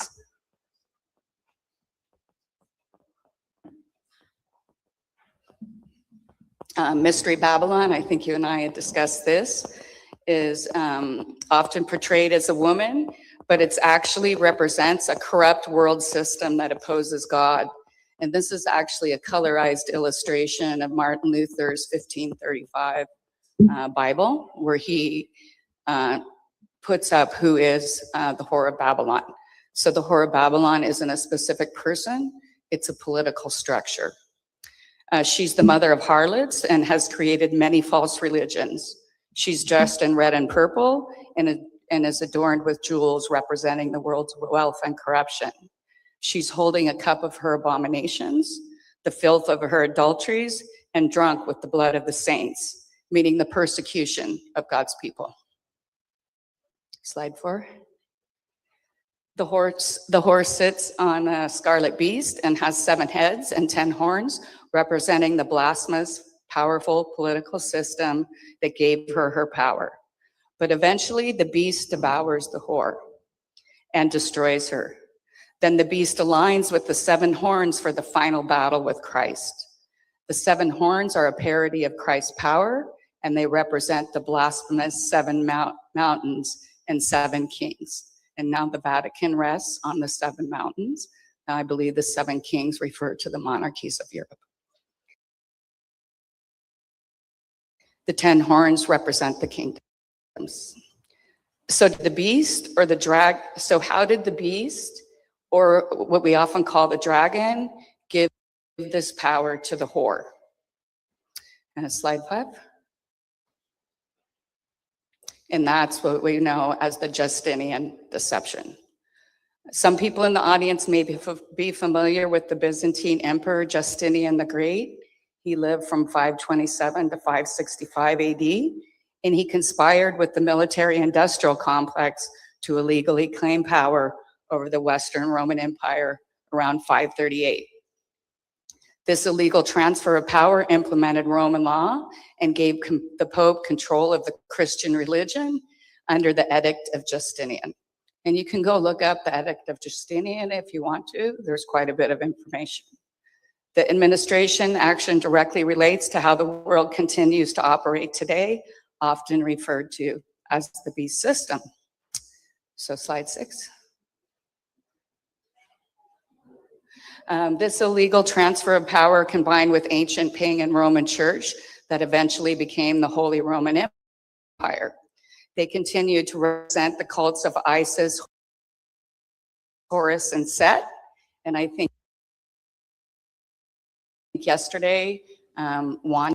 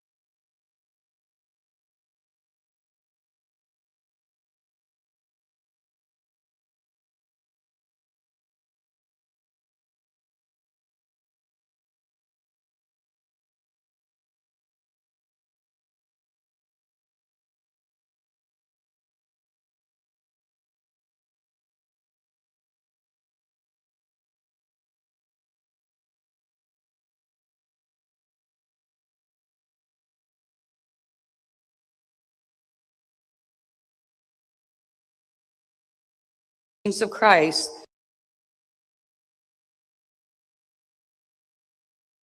the Roman Empire agents had to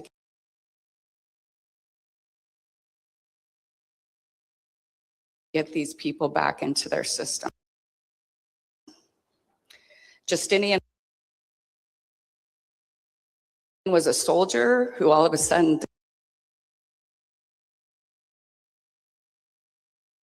declared himself to be a theologian. Lawyers of the Roman Empire, and that literally is where that term came from. The lawyers serve the admiralty system. They don't serve their clients. And whether they know that or not, I don't know. I know a lot of lawyers. They don't know this information.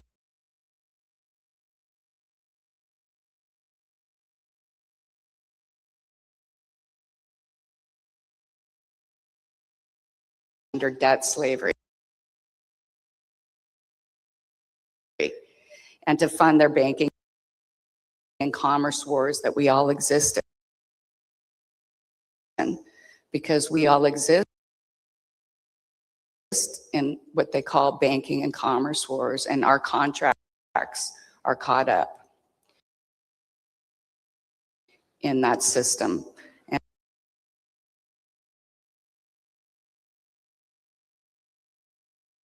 I'll get into that a little further along. So if you look at history, every fiat money system crashes about every 80 years.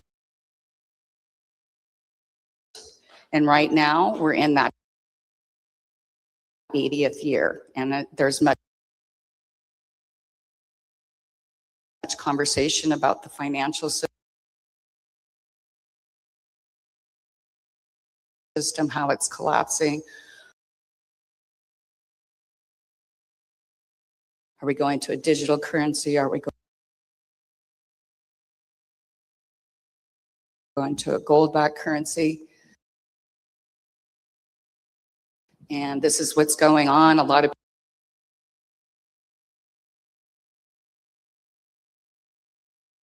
the people that are in power, they may be fighting back against it, but the people who control the world are aware of this system, and they're using the same tactic as they've always used to control society through debt and through slavery.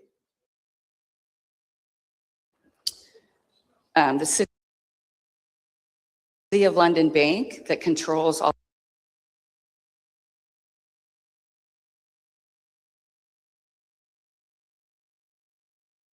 own all of our federal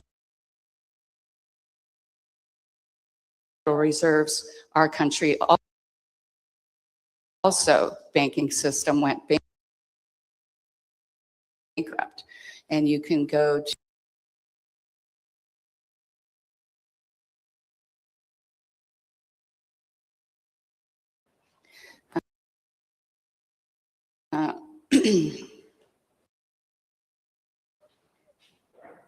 so slide 8.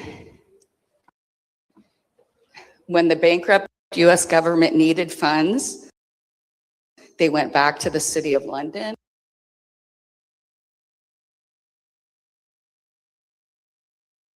So after the crash of 1929, our country was bankrupt. We had 3 bankrupts in the contract we did with the King of England back during the time of independence in the Bill of Rights, because he controlled the waterways. He was the ruler of the earth at that time and used to have his permission to travel across the seas. And all of our ships were being hijacked because we were no longer in that banking and commerce system controlled by the British monarchy. So in the contract we did to allow international trade, we had 3 bankruptcies. And so the first one was after the Civil War. The second one was this one and the crash of 29. And our country had nothing left to pledge because they had spent the last 30 years robbing us blind and implementing the Federal Reserve System in 1914. So what did you think they did? All they had was us, the people. So they pledged our birth certificates into the ancient Roman Babylonian system, and we became the collateral for our country's debt. And this is how the Romans occupied foreign lands for 1,000 years. And again, it's stems from the ancient Babylonian system. So they had, the European powers had finally brought us back into the system that all of our ancestors left Europe to get away from. And we still exist in that system today. So I'm going to explain Admiralty law a little bit, but this is your birth certificate. And I suggest anybody go home and look at their birth certificate. And if you look with a magnifying glass, just this looks like a stock certificate. Remember, we're old enough to remember what a stock certificate looked like. Everything's digital now, but you can see right there, this is Michelle, the girl who was on the show yesterday. This is her birth certificate. If you listen to Michelle Melendez. And she actually wrote an excellent book. And you can find out a lot of this information. I'm talking to you, the book's for sale in the back room. And you can see right there that this is a banknote. You are a banknote. Midwest Banknote Company. So we all exist in the system. So not only is the people who are forcibly enslaved under human trafficking, but we all are collateral for our government. When, for instance, if you're born to poor parents and you're a single mother, you're a junk bond. And if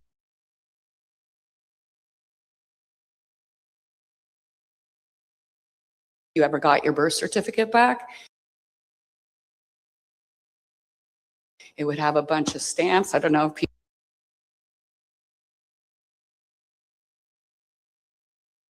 people used to get a stock certificate back.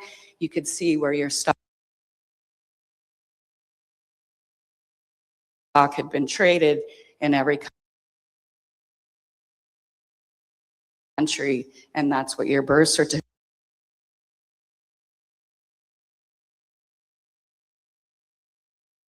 would look like. If you're born to two lawyers or two wealthy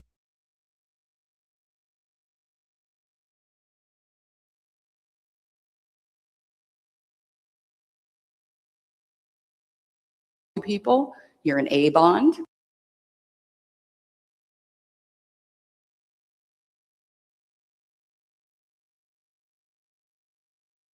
Because they know that throughout your life, you're most likely going to generate more money than the junk bond people. And I personally believe that's why they've moved so many people out of poor countries.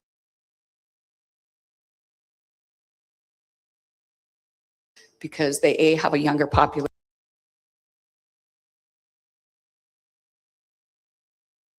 and they would like to capture their birth certificates into our tax system because they're not generating any revenue down living in the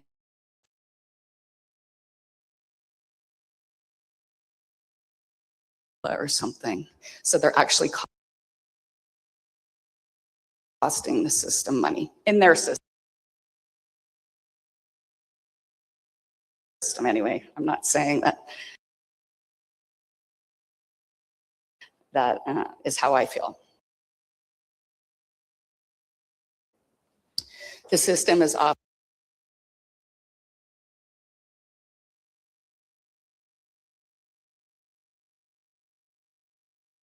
referred to as Admiralty Law or the birth certificate system. This is communism. So let's not get that confused. The root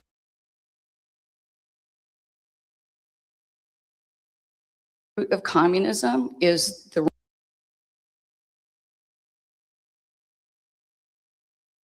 Roman Catholic Church. It's construct, and it's the one who's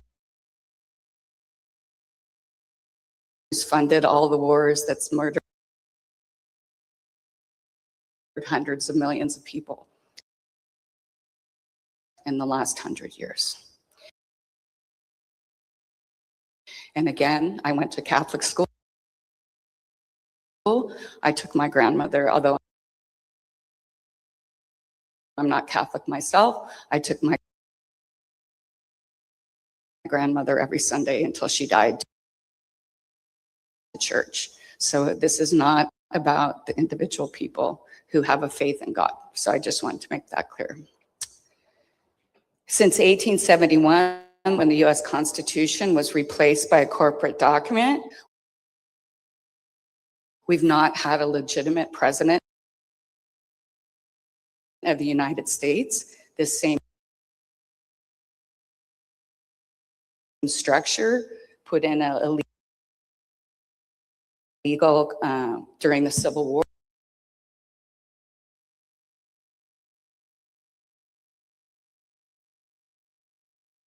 They put in a illegal constitution into the United States, and that's what we've been operating under since that time, and that's what's allowed this system to succeed. So a lot of people call President Trump the 45th president, but if you understand admiralty law and the fact that this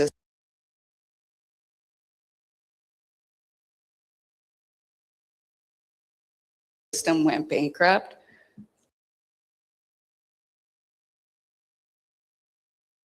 a few years ago, he's the 19th president of the United States, because this was an illegal contract, and we've been operated and been ruled over by criminals, pirates. Basically, that's why Hollywood is so fixated with pirates, because they literally are.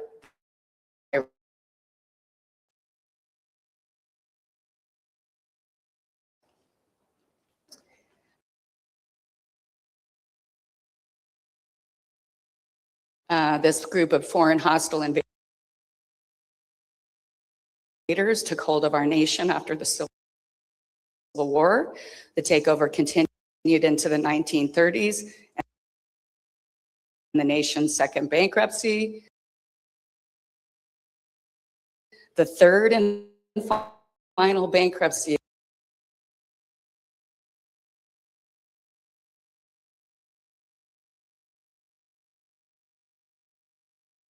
the United States occurred in 1999. And that's why, and we had a 60-day period where the United States was what they call open for capture. Our contract with the British Crown had expired. Our financial system had collapsed, if anybody remembers the big tech bubble and the collapse there. And that's the reason George Bush, or Rockefeller, was put into office, because he was, not George Bush, Clinton, because he was a Rhodes Scholar. And Cecil Rhodes captured Africa under this same system to steal all their assets and capture the people into the slave system. And so he left his fortune for people to train future leaders to bring the world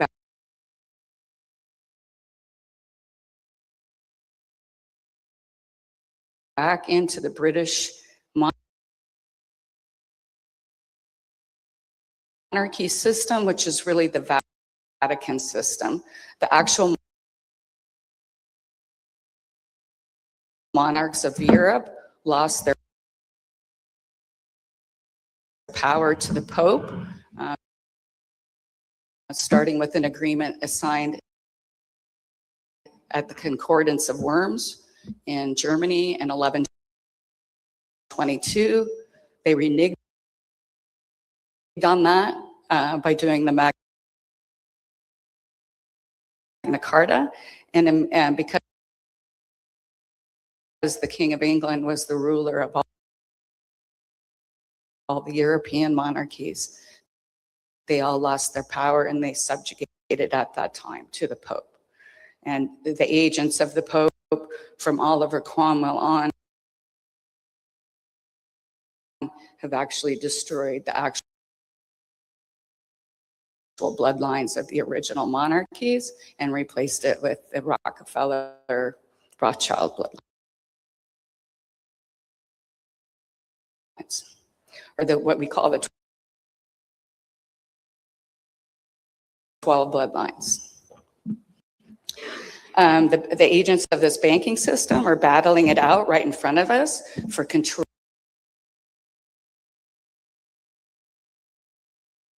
of the new financial system. That's why we see all the chaos. And they're struggling to implement the new track and trace digital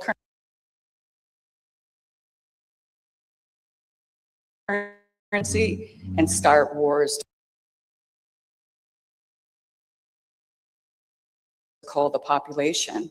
Because whenever they get caught or people find out about this, they start a war. They send our young people off, who would be the ones who fight back. They rob the rest of us. They start taking 90% of our income. A lot of people, after World War II, the tax rate was 90%. So, and it allows them to take more and more control. So in the 1930s, the bankers formed 4 international communal corporations, hence the word communism. Being international means that you have no land. They derive their power from other corporations that are exerting illegal power over the people they do have the rights to enforce. In the systems, we're on a fictitious ship where we are under the law of the sea and not the law of the land, and we're subject to the rules of the captain.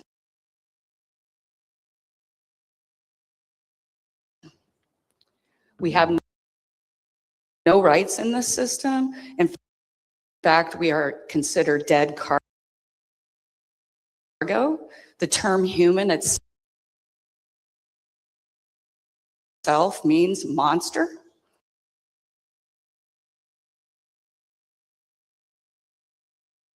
Or dead cargo. Our parents are tricked into signing paperwork in the hospital that sells our birth certificate to the Federal Reserve System. So a hospital is a foreign hostile port, just like the courtrooms are foreign hostile ports. Children are considered abandoned in the maternity ward until they are admitted into the Babylonian Masonic system, and your birth certificate is sold to the financial system. And your real birth certificate is at the Vatican Bank in Switzerland as collateral for all the money our government is spending.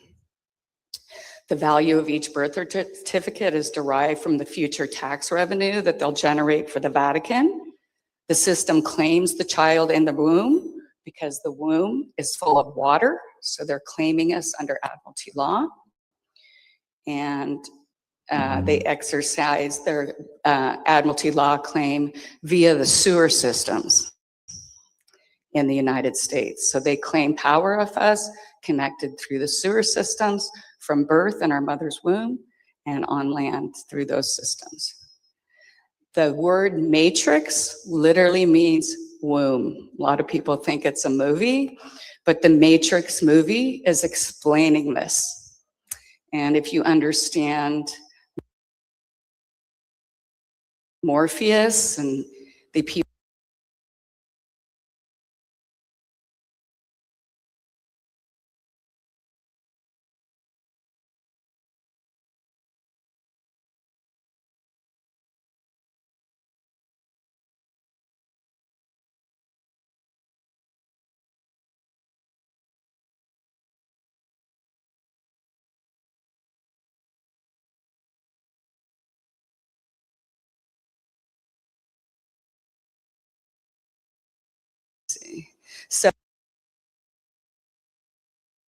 So I'm just going to skip ahead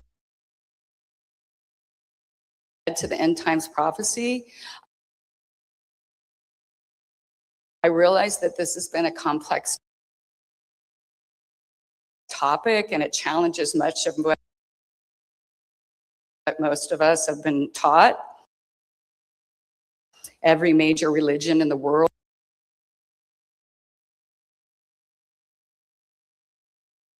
right now is teaching that we're in apocalyptic times, meaning, and what you have to understand, the word apocalypse literally means the unveiling. The veil will be lifted and we'll see the world as it truly is. It has nothing to do with Mel Gibson's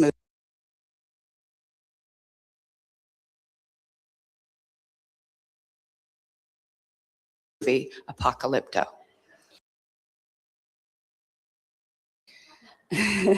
Although that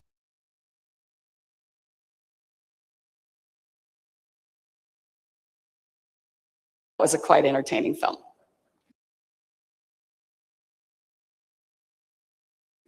So that's really what when they're preaching apocalyptus, when Christ said to Nicodemus in John chapter 8, I am the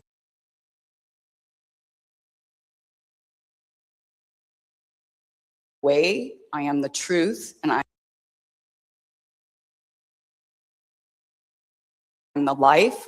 He was showing us the way to eternal life. Because even people in this time were dead cargo, subhuman monsters, and human slave tax fraud of the Roman Empire. Yeshua says, verily, truly, I tell you, no one can see the kingdom of God unless you're born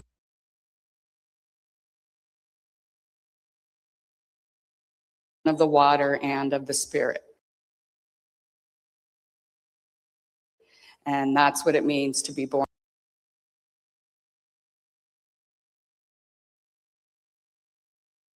again. Christ was telling people how to get out of the tax slave system, again, because the whore of Babylon separates God from his people. So I'm just trying to tie that together because this gets a little confusing. Christ also instructs his followers to read the signs. S is for snake, I is for the person, and the G is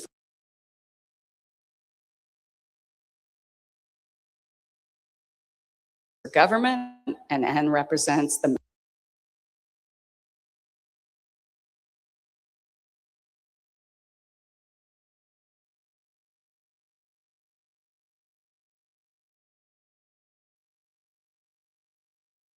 mountains and the sea.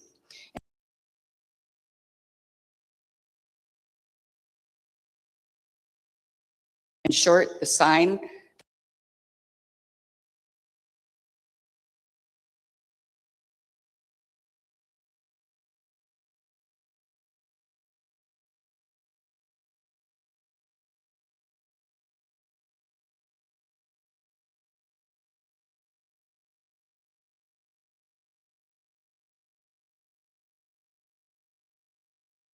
or structure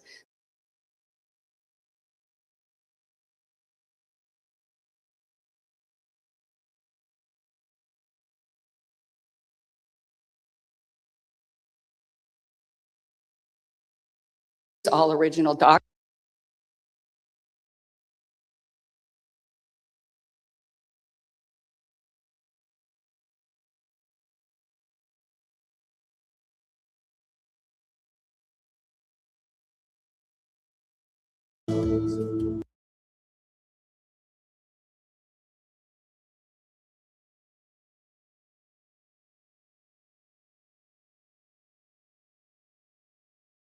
So we can choose to take the blue pill, or we can remain compliant, or we can take the red pill and see the world.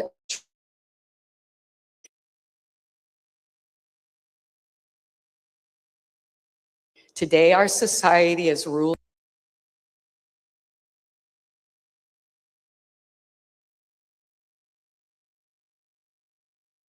under Roman law, and that means if we do not push back, we consent. And that's what's been going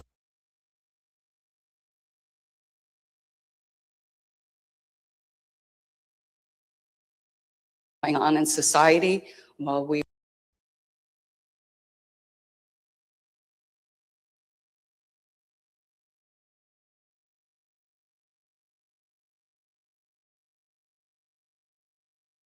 were all watching football games and busy with our lives, having to work 2 jobs. We no longer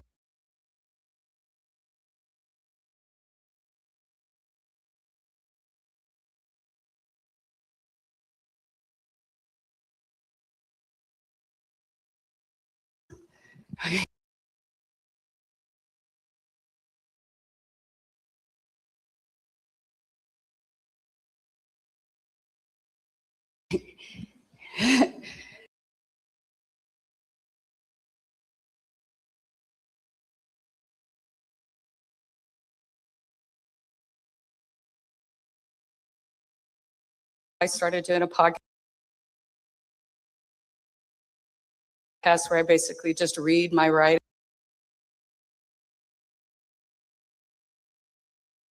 and I put slides to them. So my podcast is called Lost in Translation. It's on YouTube. If you want, you have to put in Lost in Translation, Justinian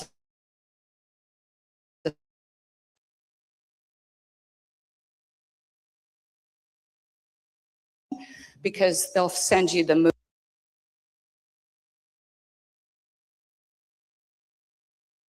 movie with Scarlett Johansson.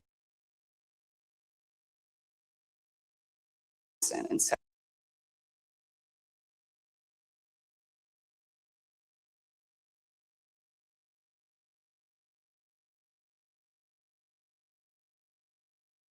personally studied the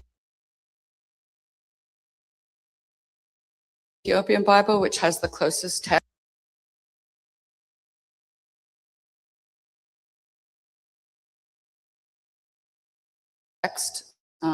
Abraham had 3 3 wives.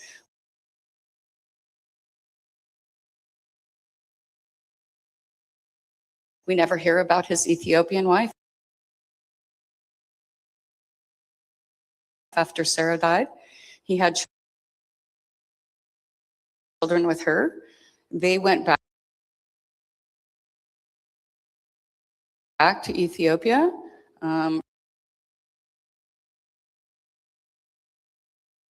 Some of the people with the strongest DNA to this day are from West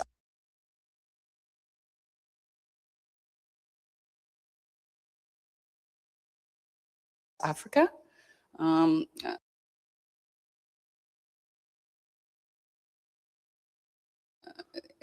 According to DNA,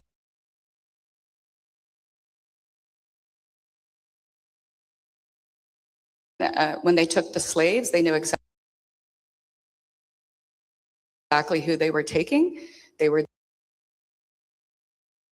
the descendants of Abraham through his Ethiopian lines. And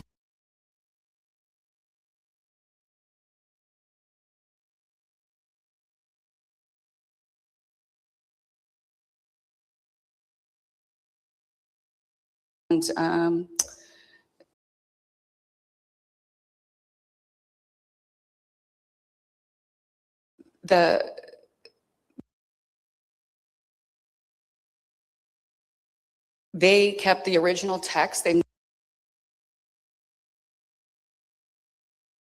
never been invaded. We were much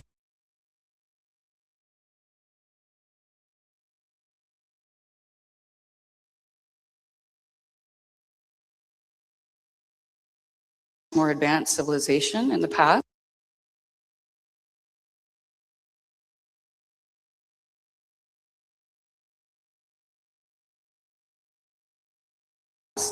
They literally carved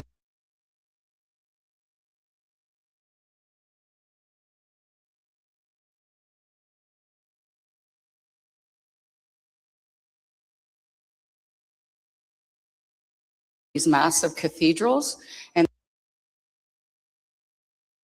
they specifically stuck to the translations. And so if you want to learn about the true teachings of Christ, I suggest you go to the Ethiopian Bible, because many of the versions that we read today have been dramatically altered to fit the current political system. And it doesn't mean that God's word still hasn't shown through in those words, because God is God, and he will win. And so, but if you truly want to study the text, it's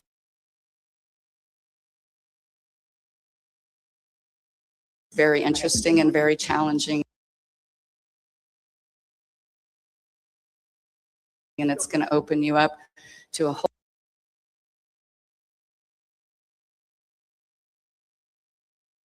whole different understanding of Christ's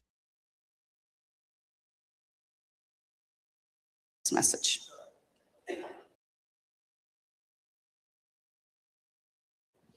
Okay, Simone. Yeah. Is this on? Oh yeah, there we go. We got one. So I really Appreciate what you're doing and everything you have to say. And we're making a little bit of a change, you guys, and what's going on here. So maybe take one more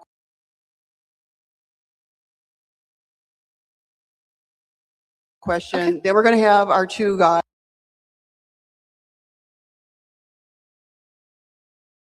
come up, and anybody that wants to talk to Juan, we're going to let our sound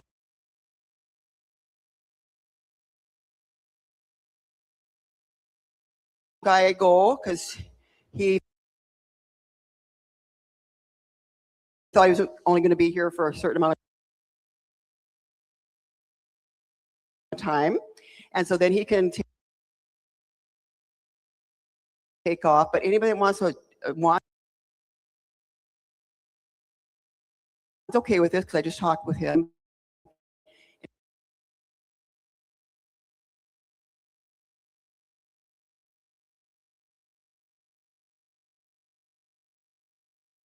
Anybody that really wants to have a conversation with him can go in the back room, the green, what we're calling the green room.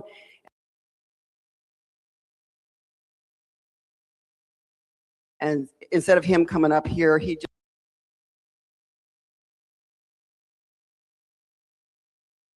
just love to talk with you guys back there. And he's got a time frame as well. So one more question maybe for Simone, and then we'll bring the guys up.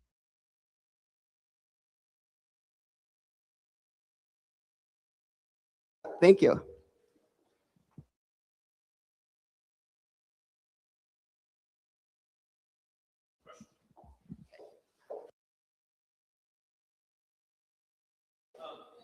Yeah, and I'm wondering if anybody. So,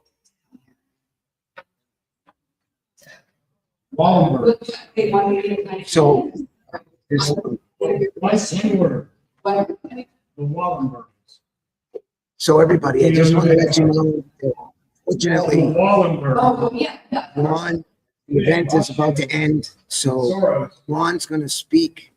We're going to do it privately and try to put it up.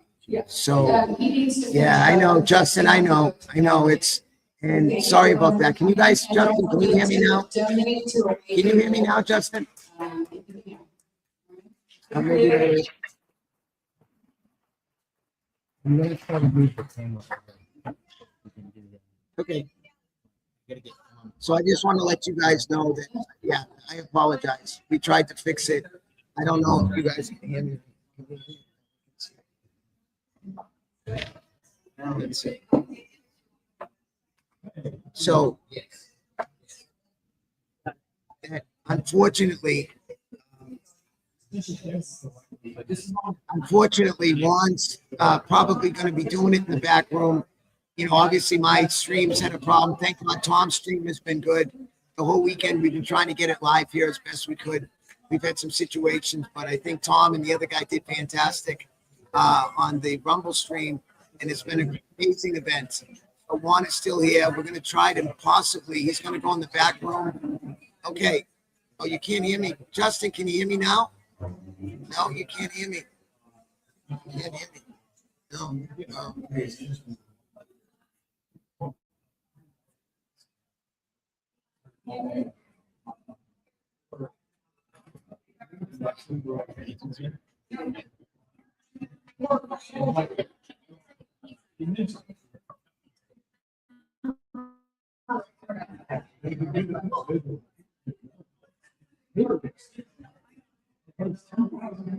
Hello.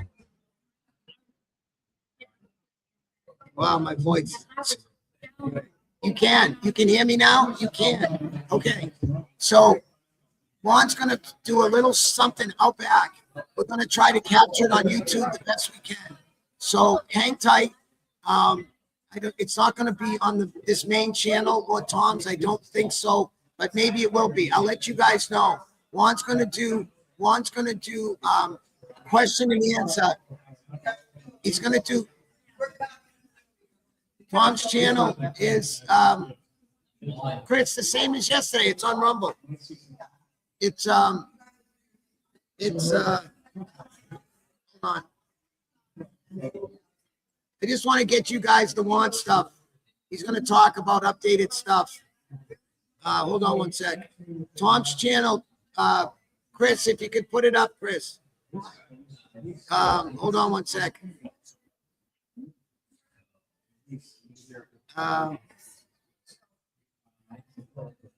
Patriots View on Rumble.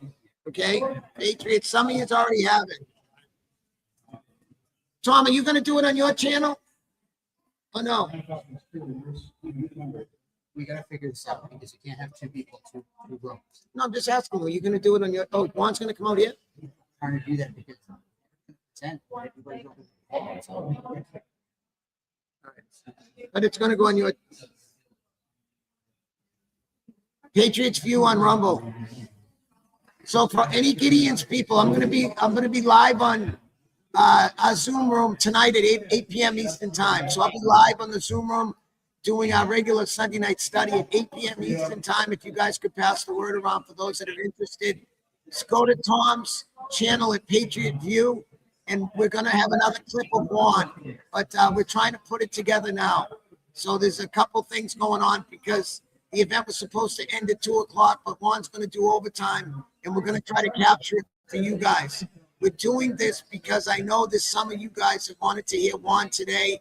So we're hopefully going to have Juan live for you guys shortly. So I'm going to close out of this and go to Tom's Patriot View, and we're going to capture Juan there, okay? So thank you for those that were following us. I apologize for the, we're going to have to fix the computer again. But anyways, the in and out, I know Tom's stream was great. So anyways, thank you, everybody. It's been an amazing weekend, you know, with some amazing warriors. And we've had a blast on our end. And we tried to bring you here by, you know, taping it as often as we could and like that. Unfortunately, technical difficulty, and it's unacceptable. This technical thing is unacceptable, but I promise you we'll fix it. And, you know, Chris knows, we've been struggling with this for years, but so grateful that Tom and the other guy had such a beautiful stream on Patriot View the whole weekend. And I sent that out to a few of you. So let's pray. Father, we thank you for this weekend. We thank you for all those that are listening. I pray your protection on them. We have prayers. We have Jules. We have Tina Peters.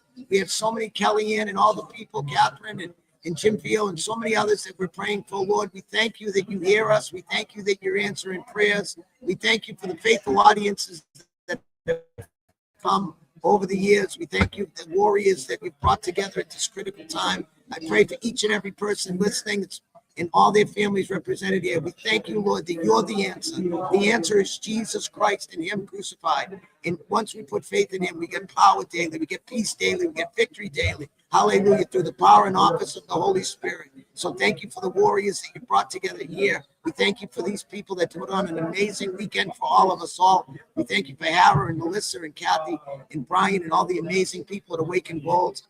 So we've had a fantastic weekend. Looking forward to sharing this stuff with you guys over the week. But Lord, bless these amazing warriors that you brought together at this critical time. Thank you for your presence here tonight. Thank you for your presence in our life. Thank you for the presence in our brothers and sisters' lives around the world, trying to build his eternal kingdom and make America God's again.